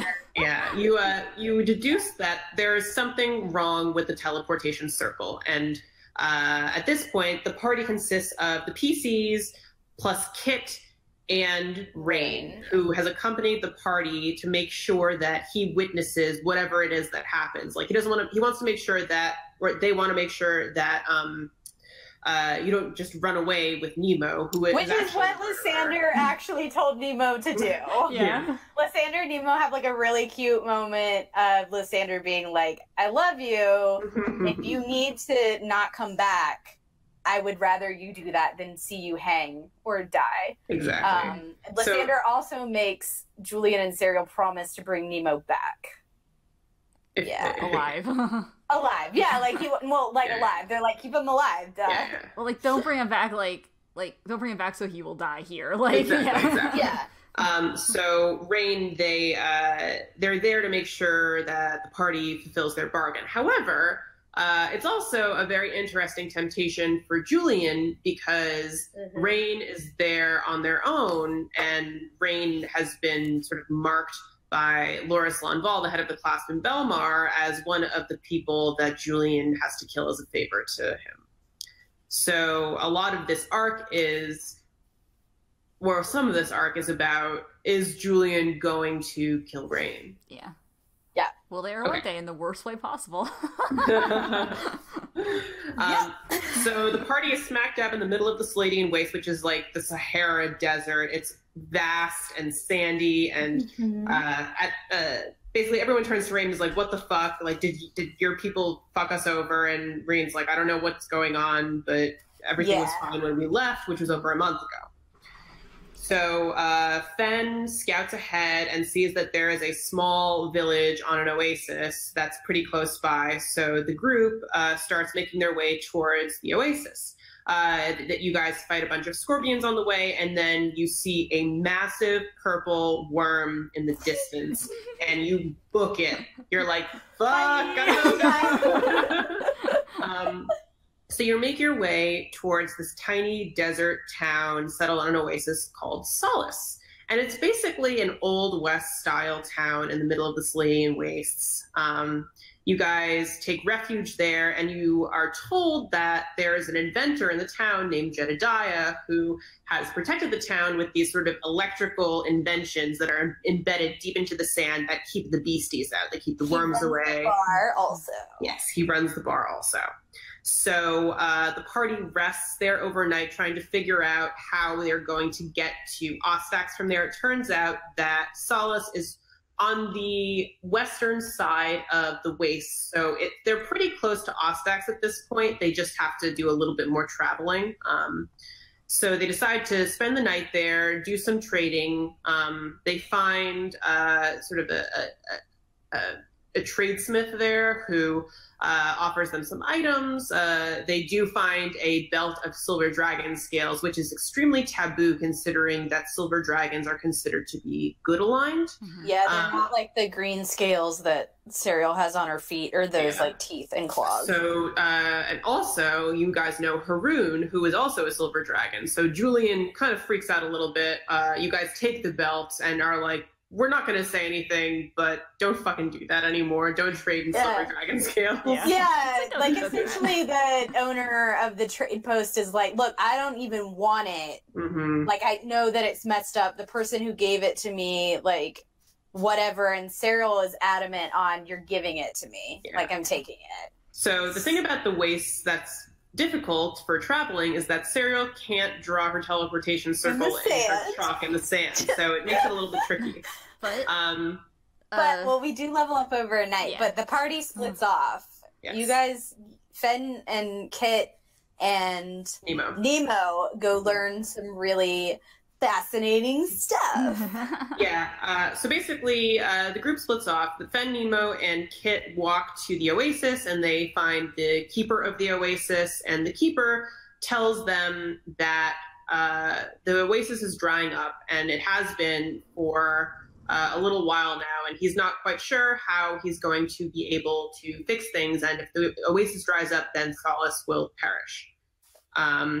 Fen communes with nature and figures out that there's some kind of elemental plane force that is affecting the Sladian wastes. And over the past few months, you guys have been hearing rumors about how the wastes are expanding.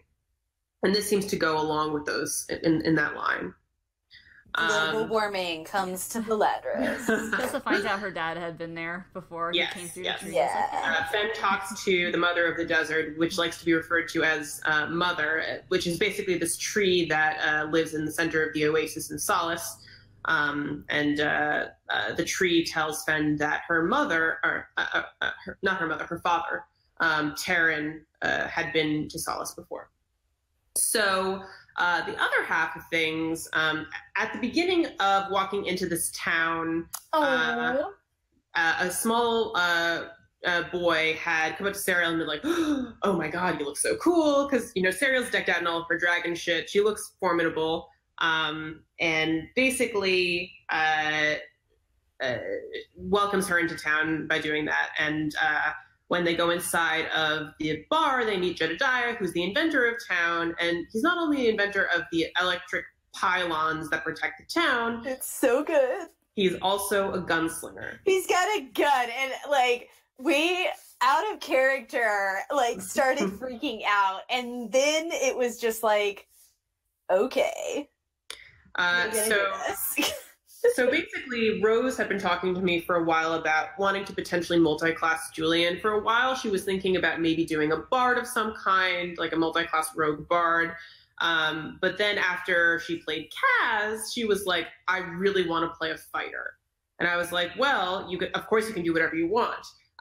But hold that thought about multi-classing until you get to the next couple sessions. Because I knew in the back of my head that I knew that she might want to multi-class into the gunslinger.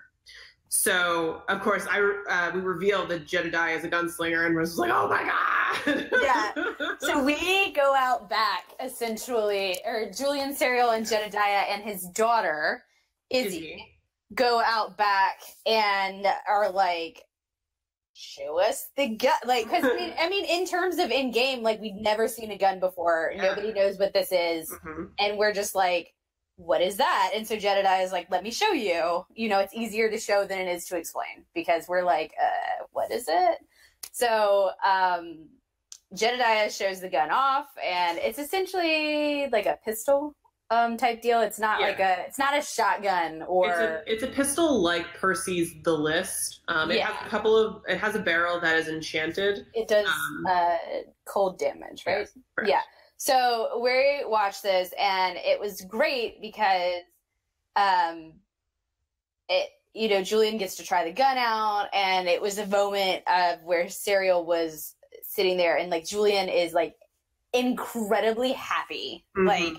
The first time in a long time. Yeah, he is smiling. He is incredibly happy, and he has been reserved and quiet for several weeks after killing Louis, after a lot of other things, to the point of which, actually, in a session before, she called him out on it, on being like, you said that we're supposed to be honest with one another and lean on each other. It has to be 50-50. Yeah. So whatever is going on with you, talk about it when you're ready, but I'm just letting you know that I know that something's up. Right.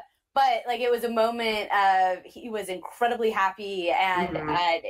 She knows more about Julian's backstory than anyone else mm-hmm. in the party, based on what the book said when his name mm-hmm. got read out. So she saw how incredibly happy he was, and then immediately was like, we have to get the gun. And so it becomes a thing of either we're gonna steal the gun, I'm gonna sleep with him to get the gun, mm-hmm. or we're gonna buy the gun. So well, to be fair, Jedediah's face claim is Lee Pace in The Fall, the movie. Yeah, and he did show interest in her earlier. This was a note that I made for myself, and actually, when it didn't happen, I was a little sad, where Jedediah was down to clown. He was like, he would have had a threesome. He was ready. Let's do it. I'm ready. Let's go. But what happens is Serial, who has been drinking, immediately, over the earring, Finn is our bookkeeper. She keeps the bag of holding, which is where we store, of course, all of the party funds. Which is hilarious, because she doesn't understand money at all. But she has no concept of money. So when Serial gets on the earring to Finn only, and Jedediah very nicely agrees to sell us this weapon for 3,000 gold, and the promise that Julian and Serial will train and take in and foster his daughter Izzy for a little bit of time at some point in the future when it's safe. So they easily, like, readily are like, yes. Yeah. This it's is an expensive weapon, but it's worth it. Yeah, like, and she, like, I mean, for her, Serial was like, he looks incredibly happy and he wants it, and this is a thing that can be his. And with Julian's backstory and all of him, this is the first time he ever, like, really picks something for himself. He does this for himself. It's what he wants. So she gets on the earrings to Ben and is like, Ben, I need the bag of holding and I need 3,000 gold out of it. And Ben, of course, is just like, what for? Just is like, sure, yeah, but like, why? And Serial's like, I'll tell you later. I just need the money. Yeah. So well, Ben doesn't really have a concept of commerce and economy. Yeah, so this is how Julian gets a gun. So Julian multi-classes into it's not the fighter homebrew from Critical Role, because I wanted him to have the ability to use his gun from the start, and as a homebrew of the fighter class, you can't use the gun until level 3 of that class. So we chose a homebrew gunslinger that is very similar, but basically you can start as a gunslinger from the start. Yeah. So the two of them multi-classed at the same time because we level up overnight. Yes. Meanwhile, back inside. So back inside, Nemo, Fen, and Kit enter the saloon, Hunt's Saloon, that is owned by Jedediah, and they come across a ranger, a desert ranger named Arcady. And Arcady has strange markings over his face, and basically he kind of talks to them, and it eventually comes out that he is from the city of Sewell, the city where the strange monks that could potentially help Fen are located. And through a very funny series of insight checks, at first Arcady's like, Sewell doesn't exist, and Fen is like, that's a lie. And then Arcady's like, well, Sewell is dead. And Fen's like, that's also a lie. And then Arcady's like, well, Sewell is dying, and that is the truth. It seems that something bad is happening to the city of Sewell. But Arcady kind of looks at you all, and he deduces that you might be able to help. So ultimately, he gives you a coin from the city that will help you scry on its location. And what you know about Sewell is that it's located at the edge of the chasm of endless howling. And Arcady kind of laughs when you say that, and he says, no, it's not that. It's really the chasm of divine wind. Everyone calls it that to keep people away, but actually it's a holy city. It's chill, it's fine.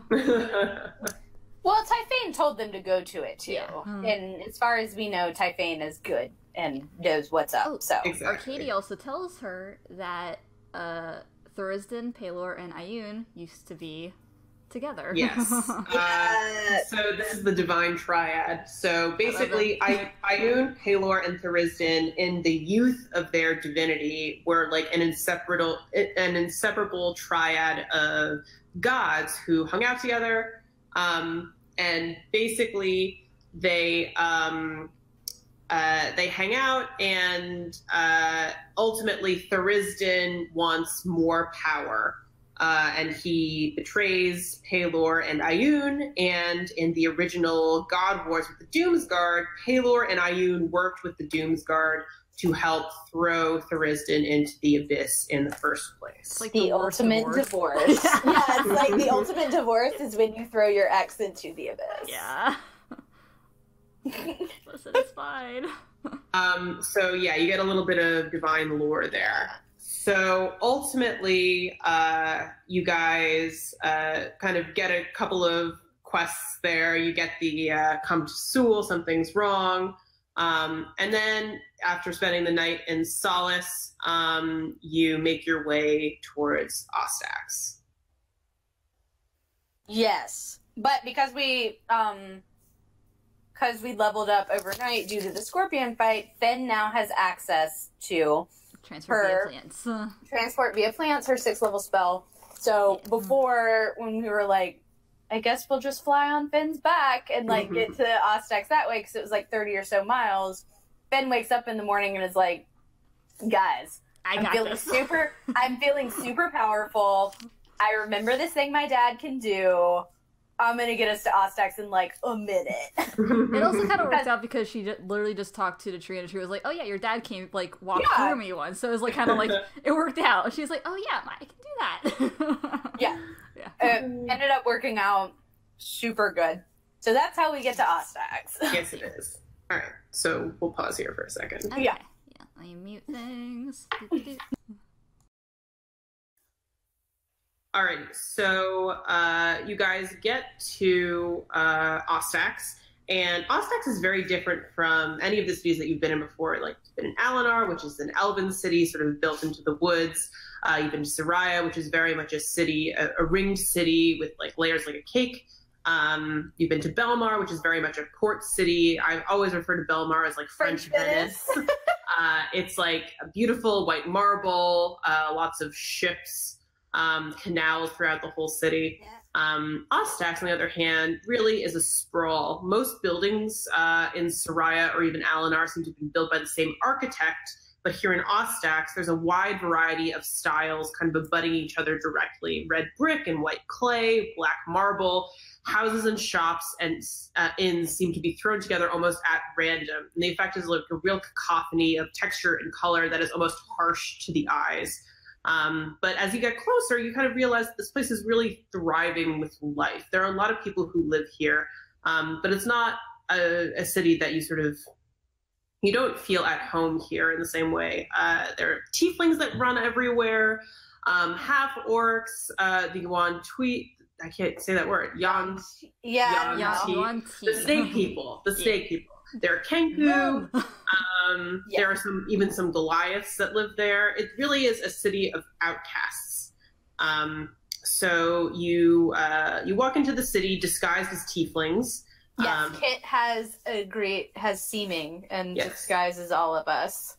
And Rain, they're like, well, we have to check out what the fuck's going on with the teleportation circle, which is in the royal castle. Yeah. So you make your way through the marketplace. You come across a mother and two of her tiefling sons, who basically are like, despite the fact that everyone seems very lively here, there is an air of fear that you guys kind of sense as you walk by. People aren't letting their children out at night. Despite the fact that everything sort of went down a few months ago, it's still scary for people. They're still concerned, and they're living their normal lives because it's the only way they know how to function. So they get to the royal castle, all of our PCs, and you inspect the teleportation circle, and the teleportation circle has been carved into by something. And in the teleportation circle, which is like a very complex net of intricate carvings, is a name, and that name is Nemo. Dun dun dun! I like how this like whole arc was like Nancy Drew meets Law and Order SVU. Dun, dun, dun, dun. Yeah, that's like this whole arc is this. And we're trying to figure out what could carve into stone like that. And Rain gives Ben like this really pointed look, and she's like, well, and she tells everyone that there are werewolves in the Witchcomb. Yes. Yeah. So Ostax is right on the edge of a forest called the Witchcomb, and the Witchcomb is where Fen is from. And we talked about this a little bit before, where there is this sickness, this Witchcomb sickness that happens to people that go into the Witchcomb, where Fen revealed that they turn into trees. But Fen also has now revealed that there is a pack of werewolves that live in the Witchcomb that she is friendly with. And it seems like the nobility in Ostax is also acquainted with these wolves. Yeah. Hathor is the one who usually meets with Garnet, and they work together. Huh. Yeah. Fen had no clue, so she was like, what? So basically, the party calls down 2 of the guards that were protecting the teleportation circle, and you deduce that one of the guards has had their memory modified, and you greater restoration them, and the guard freaks out because she now remembers that this super creepy guy who looks like Nemo carved that name into the circle, and then kind of very creepily with his long fingers approached her, and that's the last thing she really remembers. It was really fucked up. It was really great because at the time Nemo has been traveling through the city disguised as a tiefling, just like all of us are still at the moment, and Serial has the guard, once we managed to calm her down, she has the guard like draw a picture of what she saw, and when she gives it back to her, like, it's very clearly a picture of Nemo with, like, fucked up, long, like, claw talon, like, fingers. So she has to go back over to Tiefling Nemo and be like, so, it was you! Which is clearly not him, it's clearly this doppelganger, and a lot of this arc is, in a way, it's the party always like one step behind whatever this doppelganger is doing, and it quickly comes out. Serial and a couple others are able to deduce whoever this person, entity, Dantalion, doppelganger is they're playing games with you, and they're leaving calling cards such as your name scratched into the floor to draw you back, draw your name out, blame you for things, etc., etc. So it's a grand old time. Oh, yeah. So basically, the group decides to rest for the evening in Ostax in the royal castle. I can go over this. I know what happens. And during the night, Fen gets a message from Garnet, who is kind of like one of her dads. She has an interesting family relationship. And he is actually the leader of the pack of werewolves in the Witchcomb, and he tells her that he wants to see her, so she decides to go out. Which leads to an interesting moment when she fails her stealth roll trying to sneak out, and Nemo screams. Oh, this is so great. So yeah, Fen tries to stealth out. Fen and Nemo share a room, right? Yeah. Yeah, so y'all are sharing a room, Julian and Serial are sharing a room, and Kit is sharing a room. Or Kit's by himself. No, I think Kit is actually in Fen and Nemo's room with them, I think. Maybe. I don't remember. But, so Fen tries to sneak out and fails her stealth check. Nemo catches her and is like, what the hell? And freezes her in place with hold person. But, like, based on the noise, like the yelling, Serial and Julian both wake up and are like, what the hell? Are we being attacked? Comes, like, running, like, Serial comes running out with, like, lightning hands up, like, what is going on? Julian comes, like, running out with the gun. Like, it's, it's like a big misunderstanding mess until Fen is like, just want to go see my second dad. And the party is like, okay, you could have just said that. But Kit decides to go with Fen into, which we've said before, the Witchcomb has a sickness upon it. Most people that go into it turn into trees or get extremely sick and then die. Yeah, she told him not to come in, just to wait on the edge. Party's like, Ben, we love you. Be back by sunrise or we'll know something is wrong. Yeah. Like, then we'll come and find you and everything. But Kid is like, nah, I'm going to go. I'm going to go with her. And Finn is like, don't, because the Witchcomb makes you sick. Yeah, she gives in just on the condition that he stays well outside of it. Yeah. So, take it back away.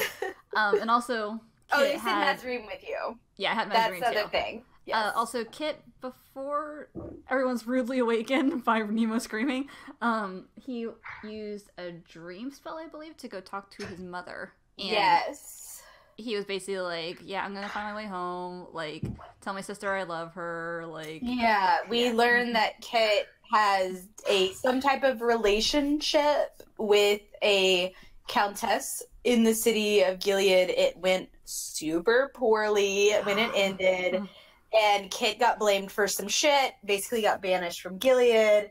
He hasn't been back. He has a mother and a sister, and his mother in the dream, which the rest of the party never finds this out, as you'll see in a few minutes why, but his mother reveals that basically Gilead and Estalon have stopped trading. Estalon has, like, cut off Gilead, and that now, before when we had talked to Daroon on what he knew about what was up in Gilead, Daroon had reported back that the rumors on the streets and stuff is that nothing was wrong. That, everything was fine. Nobody seems concerned or anything like that. And this is kind of the first time that we've been hearing for, like, multiple sessions, but now we hear more that whatever Estalon is doing, they are progressing at a much faster rate now, type deal. So we sadly learn Kit's kind of backstory, and that he has a mother, he has a sister, he would like to return to, and this is the first time he's actually been successful at using this spell to communicate with them. But yeah, Finn, Kit, and Mazreem, who is sent as, like, Finn's little, like, watch guard, that she can send back to tell the rest of the party if something goes wrong, goes off to the witch comb. Okay, so so Finn goes into the witch comb, and Garnet's there. He is played by Jeffrey Dean Morgan. Yep. And he's like, Finn was talking to him, and she's like, well, I didn't know if my dad would make me come home. I don't know if he's mad that I left. And he's like, no. It's like, he plays it off like he's mad at first, but then Terrence, like, shows up. He's like, no. I love you. You're great. It's fine. So she reunites with them, and she talks. And then Taryn mentions, like, Finn asks, like, where her mom Luce is. And Taryn's like, oh, she's, like, off doing her thing like she normally does, and he mentions their mother-daughter trips that they would take once in a while, which Finn is like, what? Because she does not remember those at all. So Taryn keeps going like, you know your trips, right? And she's like, no, have no idea what you're talking about. So he's like, we should go talk to your mom. They go further into the witch comb, leaving Kit on the edge, and eventually they go to the heart of the witch comb. They split up looking for Luce, and Luce shows up and pulls Finn into the Feywild, in short. Yeah. And Luce tells Finn that she shouldn't be back. She shouldn't come back to the witch comb. It's not safe for her. And after much prodding, Luce finally admits to a lot of things. Yeah. So, in short, or as short as I can make it, Luce is the reason why the witch comb is the way it is. For the past 100 years, it being cursed was because of her presence in the witch comb. She is a harbinger of Thurisdan. She is called Pestilence. It's great, you guys. And this is basically her curse, and her staying in the witch comb is basically her kind of mitigating the damage that she would do to the rest of the world if she were to keep moving. We are Fenn and Luce's conversation, so that's what Jade is talking about right now. Yeah, I am up to saying that Luce is Pestilence, a harbinger to Thurisdan, and the witch comb being the way it is because of her, and that her staying in the witch comb kind of mitigates the damage that she would do to the rest of the world if she were to travel.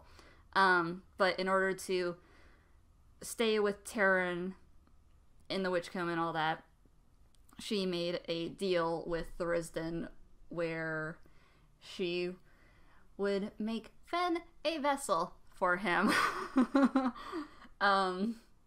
And that she has been taking Fen to the Feywild any number of times that Fen does not remember in order to groom her for that. Yeah, so Fen has had these holes in her memory that she doesn't really know about. I don't think we've mentioned them that much in this recap, which was a mistake. Sorry.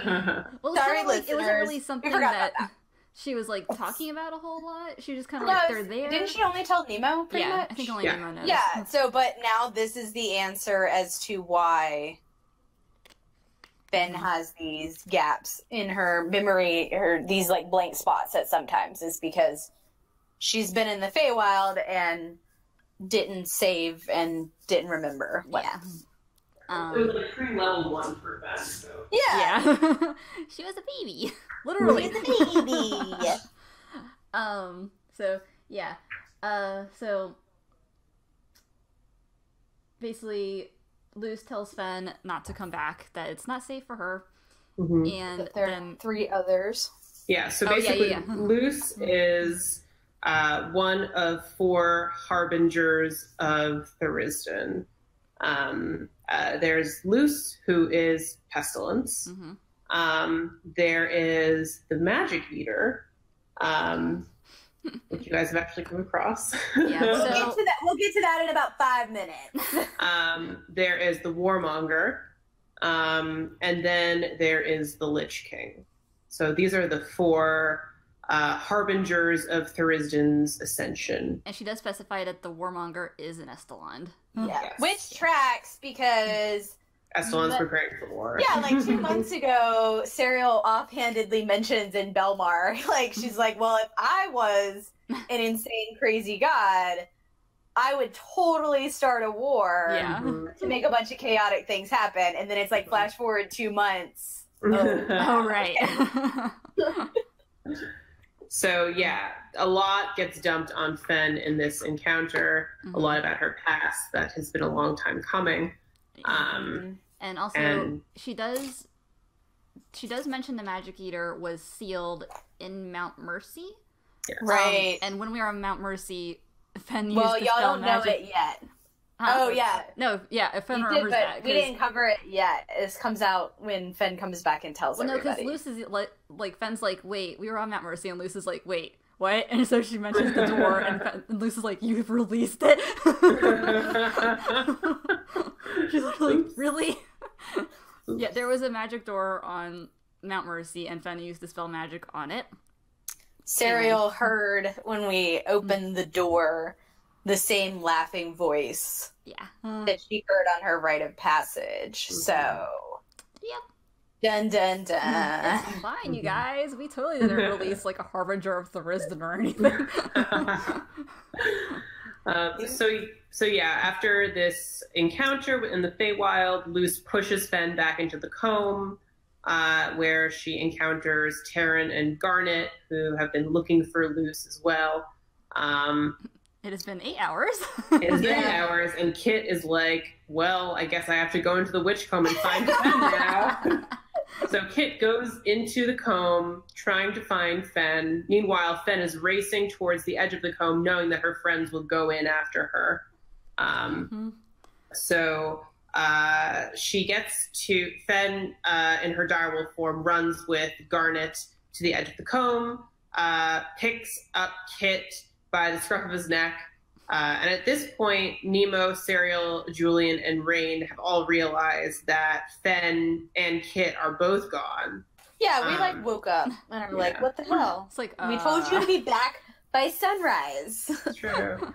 So yeah, you guys meet up at the edge of the comb, and you all reconvene back in the castle of Ostax, and Fen tells the group about the situation with the Harbingers. Yeah. Including Garnet, but not Terran, who had left. Terran doesn't come back with us. Garnet does. Kit and Rain have a very awkward downstairs brunch time. Yeah, they're not invited. Because they're not invited to a Thurisdan discussion. Yeah. So after Fen tells us all of this, Fen is very visibly upset, and kind of 1,000 different emotions all at once. Garnet's like, I'm not leaving your side. Yeah. Garnet wants to do a murder. Garnet does want to do a murder. Yeah. Garnet wants to kill you real bad in this moment. Serial and Julian are infuriated about Luce. You know, Fenn is conflicted. That's my mom. And Serial puts the dots together that the voice she heard when she was a child, the same voice she heard on Mount Mercy, is this magic eater, whatever, that they have released. And actually, and she goes to trash her room. To go back a little bit in time, one of the reasons why the Silent Isle was called the Silent Isle is that it was known to be a place where magic went to die. Yeah. So it kind of correlates that the magic eater might have been imprisoned there. When the party first got to the island, it was very hard to cast magical spells. Yes. However, after the magic eater was released, unbeknownst to the rest of the party, it became very easy and normal to cast their magic once more. Whoops. Right. Yeah, so Serial put back into a moment of her childhood that was traumatizing, and just another instance of, like, this is another thing we have to deal with. Like, it's one thing after another that keeps happening. Goes to trash her room, their room. And I meant to just be like, you know, like when you're angry and you just like shove things off of like any flat surface. But I rolled a nat 20. So she ends up like fucking destroying their room, and Rain and Kit downstairs hear it, and Rain is very much like, if what's happening upstairs is what I think is happening, it better not be. And Nemo is just like, could someone go deal with that? So it ends up being like Julian has to be the one that, well, not has to be, but is the one that goes in to talk to her. And then I think, what else do we do? Oh, Nemo scries again. Oh, yes. On Nemo. This is what we now call he scries on Linus, doesn't he? I think he scries on the person with the tooth. Yeah. He tries to scry on Demo. It doesn't work. And then he scries on the other person. And we have been scrying. This is like the 4th time we try to find information. And we haven't been super successful lately because, like, obviously Demo is extremely powerful.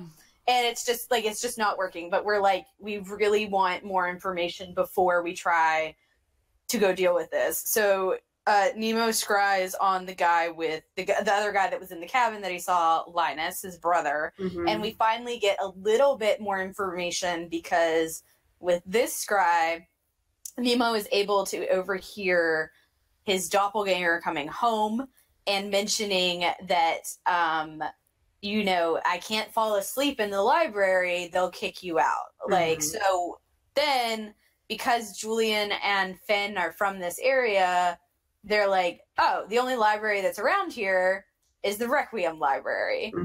And so we're like, oh, okay, like a cabin in the woods, that seems to, based on the world map we have, that might be the topography that's over there. So we're like, okay, we finally have a little bit more information. Here's what we should do. Let's go in the morning, like the next day, let's go to the Gilead Crossroads and we'll, you know, recover there and we'll do some scouting around and find out where Demo, this other person, is. We'll lay a trap. That's how, you know, we'll deal with it. But some snags come up along the way. So basically, the party decides into a tree. Yes. The party realizes that Kit is sick. He's not moving very well. His skin is starting to get sort of leathery and bark-like. And Fenn deduces that Kit has fallen ill from being in the witch comb. So Taryn, Fenn's father, says that the only way to keep him alive is to plant him and let him fully become a tree, which is obviously heartbreaking. So Kit is taken into the forest, and at this same moment, Rowan finally wakes up from her coma at long last. So before Rowan rejoins the party once more, the party decides their plan of setting a trap, resting in the Gilead crossroads. And everyone except Nemo is downstairs eating breakfast with Rain. And the tiefling mother that you all came across when you were first entering Ostax runs in screaming, saying that her baby had been murdered. So you guys find out that Demo has struck again in the middle of the night. Demo is the worst. Demo has slaughtered this tiefling child, taking the child's eyes as yet another calling card to Nemo. Rain, at this point, they are furious at the thought that maybe it really is Nemo who's doing all of these murders, and Rain just brought Nemo into their home, basically, freely. So Rain's like, if this is Nemo, then I'm gonna fucking kill him. Yeah, Rain and Serial have a showdown. Yeah. So at this point, Rowan returns to the party she prays to her new god Ilmater, and Ilmater transports her to Ostax, to the rest of her friends. Rowan revives Skamos, the dead tiefling child, who remains blind because his eyes were taken. Well, Nemo gives him the eyeball that we found. So he has one eye. He has one eye. So Skamos he describes this, terrible creature attacking him in the middle of the night. So the group has a chat with Rain, especially Serial, who... I got to, flex my... Serial basically... intimidation skills. Is like, we're here to help you, but, if you threaten my friends again, you're not going to survive it. Yeah. So meanwhile, everyone's downstairs except Nemo because, when the kid is murdered and brought in, everyone's like, okay, Nemo, you don't need to be down here right now. Bad idea. Yeah. So Nemo's upstairs alone. At this moment in time, a figure from the past rears his ugly head. So in the Slayer's Take portion of the campaign, Fen and Nemo fought against, amongst many others, a minor Lord of Hell named Samael. They, at the time, thought that they had done away with Samael because they, of course, did not know that you can only kill fiends of hell by killing them on the plane from which they originate in hell. So Nemo's in his room, and suddenly Samael appears to Nemo. My favorite thing about this is that Nemo found a coin that was supposed to be like a calling card for the Iron Company. And, yes. And Nemo rolled so low, you were just like, okay, here he is. Yeah. Like, it was supposed to be like, oh, maybe you'll see a sign that he's here, blah, blah, blah. And Nemo kept on rolling like ones and twos, and I was like, all right, well, surprise, Samael's here. So Samael appeared and was like, you guys have no fucking idea what you're about to get into with Dentalion. He is way more powerful than you guys have ever imagined. And without my help, you're not going to be able to defeat him. So here's the deal. And he offers up a contract. Basically, there are two pacts of the contract. The first one is a simple quid pro quo, where Samael would help you guys and give you knowledge about Dantalion and the best way to fight him. And in exchange, the party would hand over something called Arzon's Circlet. No information about what it is, just the words. The second part of the pact is a little more complex, where whoever signs over the contract sells their soul upon their ultimate demise to Samael. And in exchange, the person will get knowledge beyond their wildest expectations and dreams.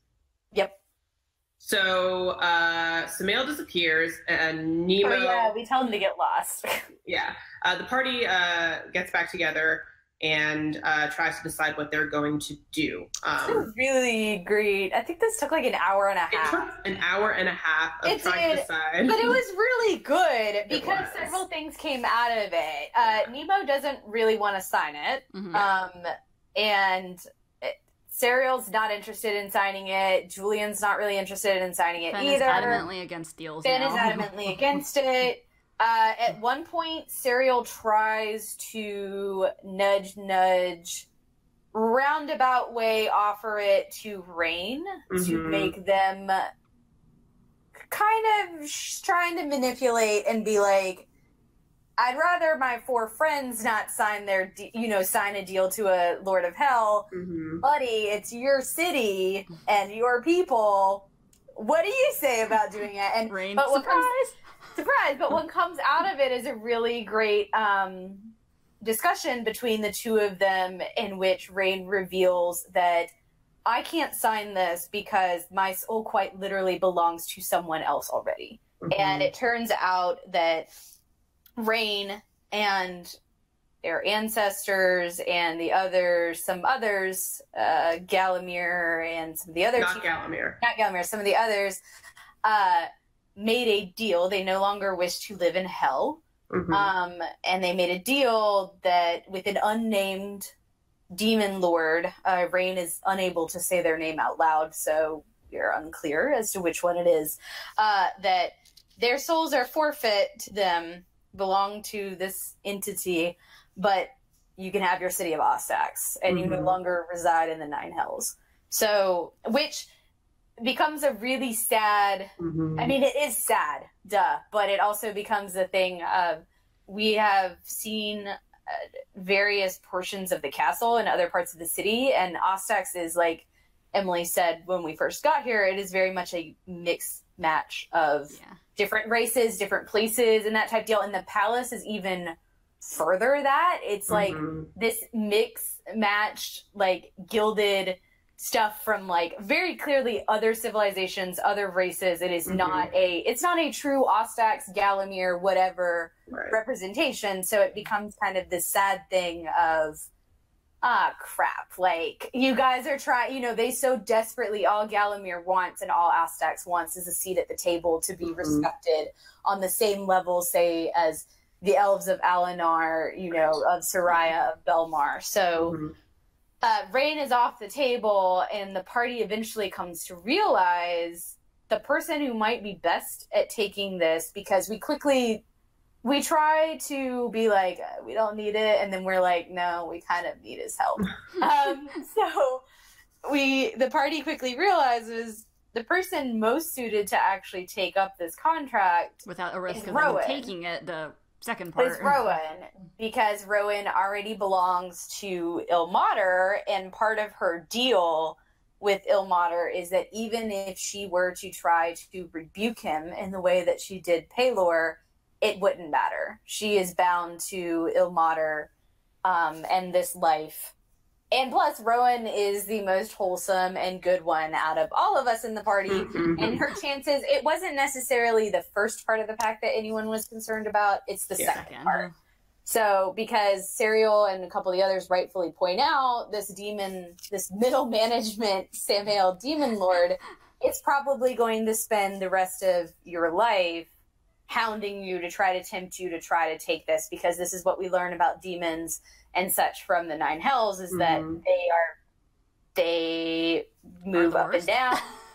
Well, they try to get power how they see it, and they try to seduce you with it and entice you to make you agree. So they get their power from souls. So in whatever way it means necessary, they're going to get their So Rowan steps up and is like, yeah, I'll do it. I have no problem. It's not, it's not a thing I'm like, yeah, gung-ho about, but yes, I can do it. She prays to Ilmater, and Ilmater is like, yes, you can take on the suffering of Nemo and your other party members to not have them. This is completely in line with what you do. So we end up taking the deal, and Rowan actually gets to flex a little bit and do a new spell, which is legend lore, and we find out more about the circlet, that it used to actually belong to a companion of Dantalion. Yeah, Emily's waggling her eyebrows. So companion, quote, aka a lover of Dantalion, Like and I didn't say it. he perished when Dantalion left Hell. Dantalion is the 10th of the 9 Hells, aka Dantalion does not have a place in the 9 Hells anymore. He does not have a home there. So basically we kind of learned that this circlet's pretty powerful. Samael reveals to us, like, you need to get it off his head before you have any shot of killing Dantalion. So our first act when we engage and fight with him is we've got to shoot the circlet. We got to, like, get it off of his head, damage it, that type deal. And then we might have a fighting chance shot at killing Dantalion. Spoiler alert, that was true. It is true. It's 100% true. Samael was not lying about that. So God, that was hard. that's like kind of what our plan is that we're gonna do, and we kind of realize everyone's like emotionally like taxed from whatever, so we're just gonna take another night to sleep, and an interesting conversation happens. Actually, a couple. Doesn't Fen and Garnet have a good conversation that night? Yeah, Fen and Garnet have a convo. Rowan, we have to catch Rowan up on like everything that she missed, which Rowan comes back looking different. Rowan's hair, which once was a like brown blonde, like ombre from being out in the sun and all the time, her hair is now bleached white, and her eyes, which were gold at one point, are now kind of a shattered silvery, like pale white. So Rowan comes back to us very clearly touched, very clearly touched by her time in death and her time in Ilmater's care. Garnet and Fen have a conversation where basically Garnet addresses the elephant in the room of Fen apparently is this vessel, and Garnet's like, fuck that. Like, you can be whatever you want to be, and if you want to fight this, I'll fight with you. And, you know, he's basically like, you know, screw whatever Luce was thinking. This is not what you were meant to become. You were meant for more than just to be some cracked vessel. Yeah. Christ. Again. Everything happened all at once. The lead up to this conversation between Julian and Serial is that the night before, Julian has a dream again, only this time the dream is not of Isolde. Because we are on the western side of the continent and extremely close to Gilead, it appears that the other person, one of the other persons that is connected to this side of the rune, Reese, is suddenly aware that Julian is back and nearby. Basically, the dream is Julian and Reese are in bed together, and Reese looks at Julian and asks him over and over again, are you alive or are you sleeping? And then he asks, am I sleeping? It's very strange. Reese seems different. He's visibly he looks visibly messed up, sick. Yeah. And he keeps reiterating that there's nothing wrong. Yeah, there's nothing wrong. It's real fucked up. Yeah, it's real fucked up. Julian wakes up extremely perturbed, angry. This is this is one of my favorite parts in the campaign, because you have to understand, Julian does not, other than killing Louis, Julian doesn't get visibly super angry for a long period of time. Right. So he wakes up pissed because Reese is there's nothing wrong, everything's fine, and everything's clearly not fine because Isolde is in the Shadowfell. The three of them have these rune on their chest, things are not fine, and he's like, what the fuck do you mean? I've spent 7 years guilty, feeling like shit, and you're like, it's fine, don't worry about it. Also, Louis is the start of Julian's list. Yeah. So Louis was definitely but because of Demo Samael appearing and the breakfast, the dead kid, we didn't really get to deal with it until after we deal with those two things, and then now it's Julian's turn to storm off into the room, and Serial follows, and he tries to break a lute that he took from get stuff because we reappropriated his things because he's free and he doesn't need them. And Serial's like, what is going on? And at first she's kind of like amused, like, oh my God, are you angry? Like, you never get angry. What is this? Like, but he tells her about the dream, and then he tells her that he asked, good God, 2 months ago now? Like a month and a half, 2 months ago, that he asked Rowan not to bring me back. And so they have a fight, which is always delightful. Like, Rose and I have such a fun time playing off one another. And whenever we have fights with Serial and Julian, it is so much fun. But she rightfully lays into him on the first thing she says is like, what you did to Rowan was shitty and you owe her an apology. Because that was bullshit, because I know exactly why you did what you did. And then she tells him straight up, like, you're dumb. Like, that's not going to fix any of, like, your problems with Reese, with his old whatever. Like, you dying, like, you are essentially, she's like, Fen and I have spent weeks, months trying to help you find these answers. You're just going to leave the two of us to fix this for you? Like, without you here? Like, that sucks, dude.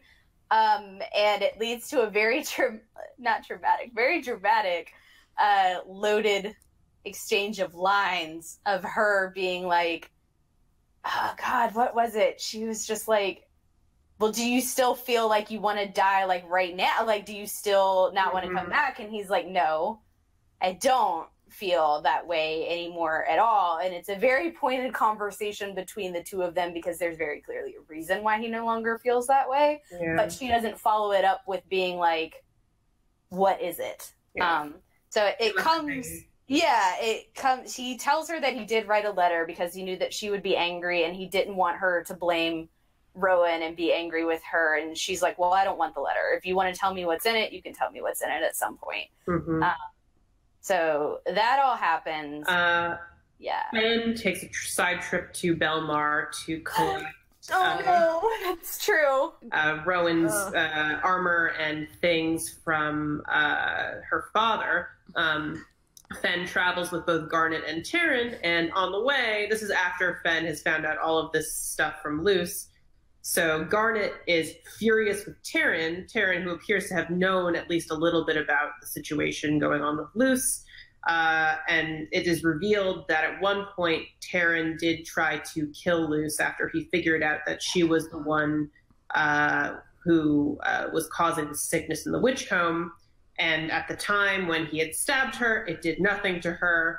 And basically, he considers her almost an immortal creature that ultimately what Taryn thought was the right thing to do was to just take care of the people that were turned into trees and cultivate them within the forest. He knows exactly how many trees he's planted. He knows exactly how many trees. It's very, very sad. So that's a very traumatizing trip for Fen. Fen does not like Belmar. She hates Belmar now. Everything terrible happens there. Also, Fen does have a dream about Thurisdan after she finds out the truth, and he's like, hey, so you know what's up now. She tries to punch him. So let's go back to a little bit into Fen's stuff, where the thing that brought her out of the witch comb in the first place was she had this terrible dream where she was on the edge of this giant abyss.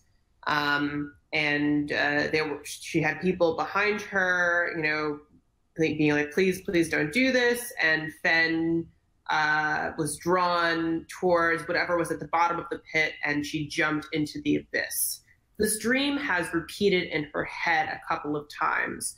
After meeting all of her friends, the dream iteration was, instead of just random people behind her, Fen saw her friends begging her to stay. Some of them had slightly different expressions on their face, like they know that you're doing something important. But again, Fen jumped into the abyss that second time. So these dreams of Thurisdan were what brought her out of the witch comb in the first place. And obviously Thurisdan is very much tied to the essence of what she is, as a potential vessel for the god himself. At this point in the campaign, Thurisdan comes to Fen and basically is like, well, now you know the truth. Yeah. And Fen, despite the fact that she's like, you can't do this, blah, blah, blah, Thurisdan is like, you have obeyed my every command so far in accruing power through my abilities. And she has leveled up in her aspect more than once. Yeah. She took a level after Rowan died because she was so furious about what happened to her. So, and from Thurisdan's perspective, Fen is doing exactly what he wants her to do, which is a little frustrating from Fen's point of view. And he does say like something like, "You're gonna do exactly what I want. You're gonna have a place in the Madlands." Yeah. Yeah. This is the second time you've heard about the Madlands. The first time was in the prophecy in the North Dark. Yeah. And he says, like, if you want, like, after this is all done, you can live in the Witchcomb with your family. You, like, once the Madlands come, you can be there with your family for as long as you want. Yeah. He basically is like, as long as you do what I say, you'll have what you want. Yeah. It's all great. Okay, so the group finally makes their way to the Gilead Crossroads, which is, like we said before, sort of satellite city to Gilead itself. It is the closest Julian has been to Gilead in a very long time. And we make him disguise his face the entire trip. Yes. Serial is angry, but she very much is like, hide your fucking face. Yeah. So the group travels not only with Rain, but also with Samael, who disguises himself as Aiden Kenmore, one of the NPCs from Fen and Nemo Slayer's Take episode. The group of you sleep overnight at the inn there, and then you start making your way towards the Requiem Library. As you make your way towards the library, Samael, Julian, and Serial decide to try to get inside because they want to sort of get a lay of the land, see who has seen Dantalion in the library before. The thing about the library, however, is that it's very locked down. It's very hard to get in. You have to have some kind of clout, reputation, or like a very special sort of library card that is only granted to very, very few and far between.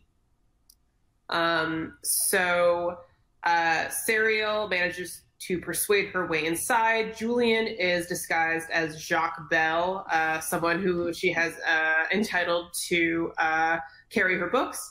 And Samael is disguised as Aiden, who has permission to go into the library from his years of being in university at Gilead.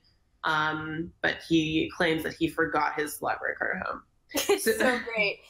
The trio manages to get inside while the rest of the group waits about a half mile away from the library. And you guys meet Owen and Safe, the archivists of the library, who happen to be Chris Evans and Chris Pine. Welcome to the Chris Library. So basically, you guys look for clues about Dantalion's presence in the library. You also find out some information about Micah. So Serial and Safe go up into the archives. Serial is like, I will distract the archivist by asking them about what Typhane told me so long ago. Go to the Requiem Library and ask about Micah. And actually the night before, the last night at Ostax, she finally meditated, talked to this, entity inside of her, which she had tried to do, but then we had to go into the book to save Nemo. But essentially, this entity inside of her, this magical sentient being, was like, well, I don't know what my name is. And I've never heard of the Magic Eater. I was there when it happened, but I don't know what they are. Mm-hmm. And they have a good conversation where the Fury tries to be like, you can pledge yourself to Elistray and oath yourself up all you want, but it's not going to change what you are. And what you are is me and us together, to which Serial kind of retorts back to them, yeah, but that makes us stronger anyway. Like, this should be in line with what you like anyway. Right. And essentially she's like, there's no you without me, so you're going to have to get on board, the both of us together. Mm-hmm. But yeah, so she devises, she's like, I'm going to distract the archivist you two, Samael and Julian, y'all go skulk around, look for traces of Dantalion, books on anything like that might be useful. So lo and behold, she manages to find this journal that Micah had written, entitled On Fury Volume 1. There's only one. There's no sequel to it or anything. And she kind of gets lost upstairs reading that, yes, indeed what this has been seen before in Micah and others. Micah recounts a similar story on how he woke up one night and actually hurt his partner, his child. He left them so that he wouldn't hurt them anymore. And his journal basically talks about how he spent time alone trying to deal with this same magic that was wild and fed off of being angry and rageful, and it's destructive. You can do untold damage with it, which is true. Like, Serial is intensely powerful whenever she rages, type deal. But it also, as it goes through these journal entries and like his life, Micah finds others and finds that there is a way to meet in the middle and find some type of balance in which you don't lose yourself entirely into this rage and this power, but you use it and then you let it go. And so it's this back and forth type deal. So his last entry into the journal itself just simply says, I have found balance.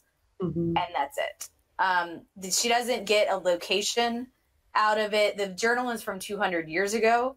All she has is a general sense that Micah went off towards some mountains somewhere. And there are 2 ranges of mountains in or on the continent of Valadris. She has no idea which one he went off to or where he might be. So that kind of throws her off for a little bit, because now she knows what she is, and that indeed there are others. And meanwhile, our duo... Samael and Julian investigate, trying to find signs of Dantalion, and they do find a couple of signs of him on in the sort of the Apocrypha section of the library. Especially, there's like a claw mark across one book on the Raven Queen. And basically there's an Apocrypha that they sort of skim through briefly that talks about how the Raven Queen was not always a god, but it was at one point a powerful mortal sorceress, who was chosen by the god Nerul, who raised her from her mortal coil and kind of kept her as his queen. Ultimately, the Raven Queen gathered enough power to overthrow him and take over his place in the Pantheon. And this is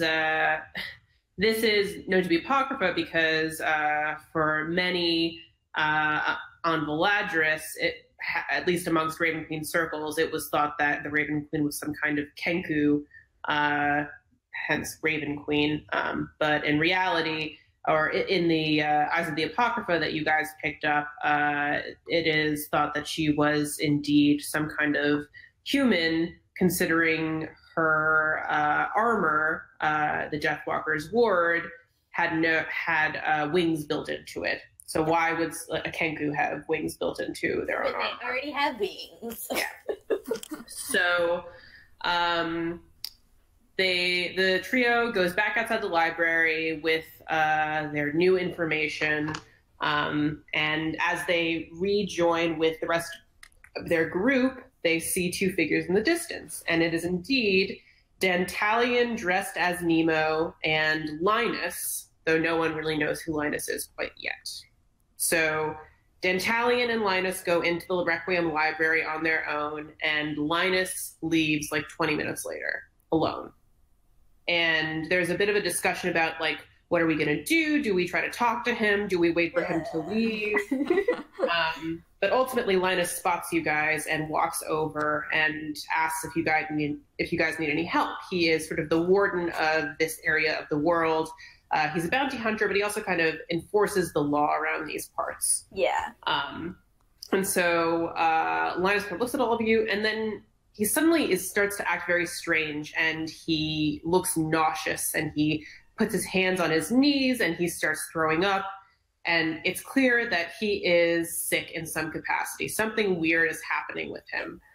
And he does not trust any of you. So he's like, I just got to go home and get out of here. And you guys are like, I know you guys are like, staying. Wait. Julian manages to do a really good persuasion check on being like, our friend is a healer. And look, we have a cleric also. Like, we're trustworthy. Like, let us take a look at you type deal.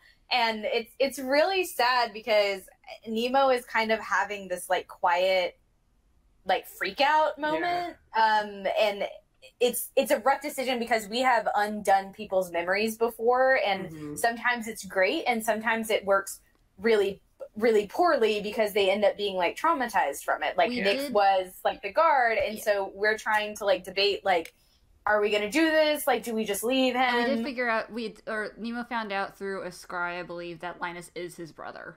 Yeah, so he knows. But so he doesn't remember him at this point. Right. Yeah. But we're trying to be, like, Nemo, it's your brother. Like, it's your brother. Like, what decision you want to make? And Nemo's like, I don't know him. Like, it is very like heartbreaking, sad. Nemo kind of like trying to keep it together and not freak out and being like, I don't fucking know him. Like, don't ask me to make this decision. Like, I don't know. And ultimately we do because, like, he looks so fucked up that we're like, no, we got to do it. And so we undo it. And it turns out that Demo we just came out of the library 20 minutes ago, watched them go in, and Dantalion murdered the two librarians, which to Linus was Nemo doing it. He literally tells us, I just saw my brother murder two men and then modify my memory and send me away. So it's not good because the Linus immediately wants to like turn around and like go in, and Nemo drops his disguise because he's been the blue skinned like tiefling again. And so then Linus is like, what the fuck is this? Yeah. Linus goes up to Nemo and is like, prove to me that you're Nemo, prove to me like what was our mother's name, how did our father die, what gift did you give me on X birthday? And Nemo's like, I don't know any of that, but you have to believe me that I am your brother and not that thing inside the library. And he rolls a persuasion check that was very high. And Linus kind of puts down his bow and arrow and is like, okay, I believe you for now. We have to take care of this. So the party decides to try to ambush Dantalion on the way back to the cabin. So they kind of stake out in the middle of the woods. At first, Serial tries to use Mazrim to peek in through the stained glass at the Requiem Library. Unfortunately, either the wards on the library itself or Dantalion zaps Mazrim out of the sky, and Mazrim is kaput for now. He's a familiar, so he can be resurrected. And then Garnet offers to stay behind and keep an eye on Dantalion to make sure that he doesn't sort of escape our sights. So Garnet stays behind, and the rest of the group, with the help of Linus, sort of hides on the path back towards the cabin where Linus and Demo had been living. To be fair, we did try to do like one or two different like run through of plans and options, and this is the one that we felt was. Yeah. And to be honest, as you'll see, this is probably the best option that we picked. Also, we chose this also because Linus had his favorite terrain was the woods, so. And he knew the area, and we were like, we can do this. We can do things. Sometimes we plan. Well, sometimes. Yeah, literally for a week before this fight, we were planning over a DM, like about what to do. It's hard to plan for anything in a game that comes down to how well you roll a die sometimes. Like, But anyway. Okay, so the party stakes out and waits for Dantalion, and there's a couple hours later, you hear a rustling in the wood. and you see Garnet bloodied and beaten to a pulp, stumbling into the open arena, basically. And Fen and Rowan rush forward to help him, which, of course, was purposeful. Dantalion sent him ahead as bait, and then Dantalion appeared, and the fight was on. He started to monologue, and then Julia was like, "Nope, shoot!" Yeah, Julia went with the gun immediately. Serial hates him. It's the first time she uses that spell. Yeah. Which, in theory, was going to be, like, super great, because it gives him an extra attack, like, it makes him faster, and, like, he has a gun, and we were like, this is our best option of shooting the circlet off of his head. It's just crazy that we know nothing about Dantalion now, because we were like, nope, we're just going to fight him. Yeah. That's what happens. I mean, you sacrifice knowledge for, potentially. Trying to get a round off early is what we were trying to do. Yeah. And it super work, but it took about 3 rounds to get that circlet off, because the circlet, Arzon's circlet is a charisma-based item where you add your charisma bonus to your AC. Yeah. So Dantalion's AC at the beginning of this fight was 26. Yeah, he got buffed to hell. He was super buffed. So they could try to kill him without taking the circlet off, but it was going to be next to impossible. Yeah, I remember Julian kept rolling like 24. Like, just 24. I had to roll 18 or higher. So I had to roll an 18, a 19, or a 20. Mm-hmm. Yeah, it was bad. It was bad. I think I got him twice in the head. Mm-hmm. Julian got him... No, Julian's gun did not work. Yeah, Ben got which was him very a few sad. times with ice knife, I think. Yeah, so we managed to get the circlet off eventually. Then his AC went down to about 19, I think. Yeah, his AC goes down. He is super focused on Nemo this whole entire fight, because some of us are trying to, like, drag his attention away and be like, look at me instead, and he's not buying it. Nope. Do you want to talk about why he was so focused on killing Nemo specifically? Yeah. So basically, it is revealed that... we'll talk about this in like 5 minutes. Okay. So Dantalion is super focused on killing Nemo, and Nemo is down to his last death saving throw when Julian runs over and force feeds him a potion. However, this puts Julian right in Dantalion's line of sight, and Julian is killed. Straight up. Dies. Insta death. From Dantalion's sword. That's how much damage this sword did. The sword was really good. The sword is an amazing sword, but it literally did enough damage in one thing to instantly kill Julian, which was worse for everyone, because this was... I feel like, hold up, time out. While we were in the Gilead Crossroads, Julian has a conversation with Rowan in which he tells her, you can bring me back. Exactly. So that did happen, but Julian instantly dies. The haste spell goes away, so Serial knows immediately that he's dead, because that's the only way your spell would go away in that instance.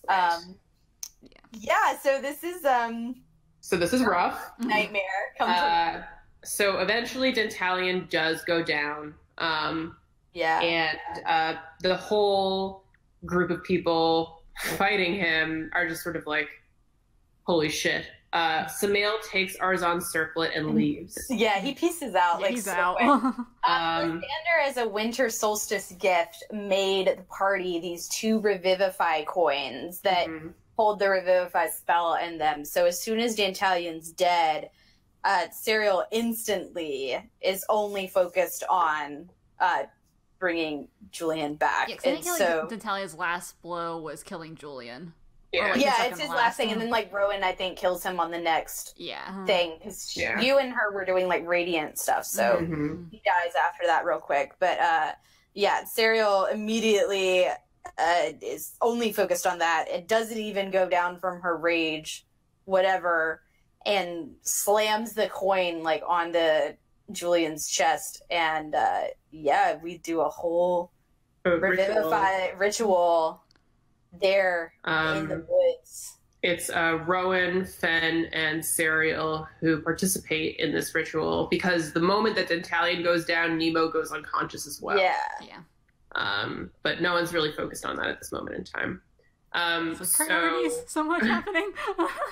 It all happened instantaneously, but Serial's only concern was... Yeah.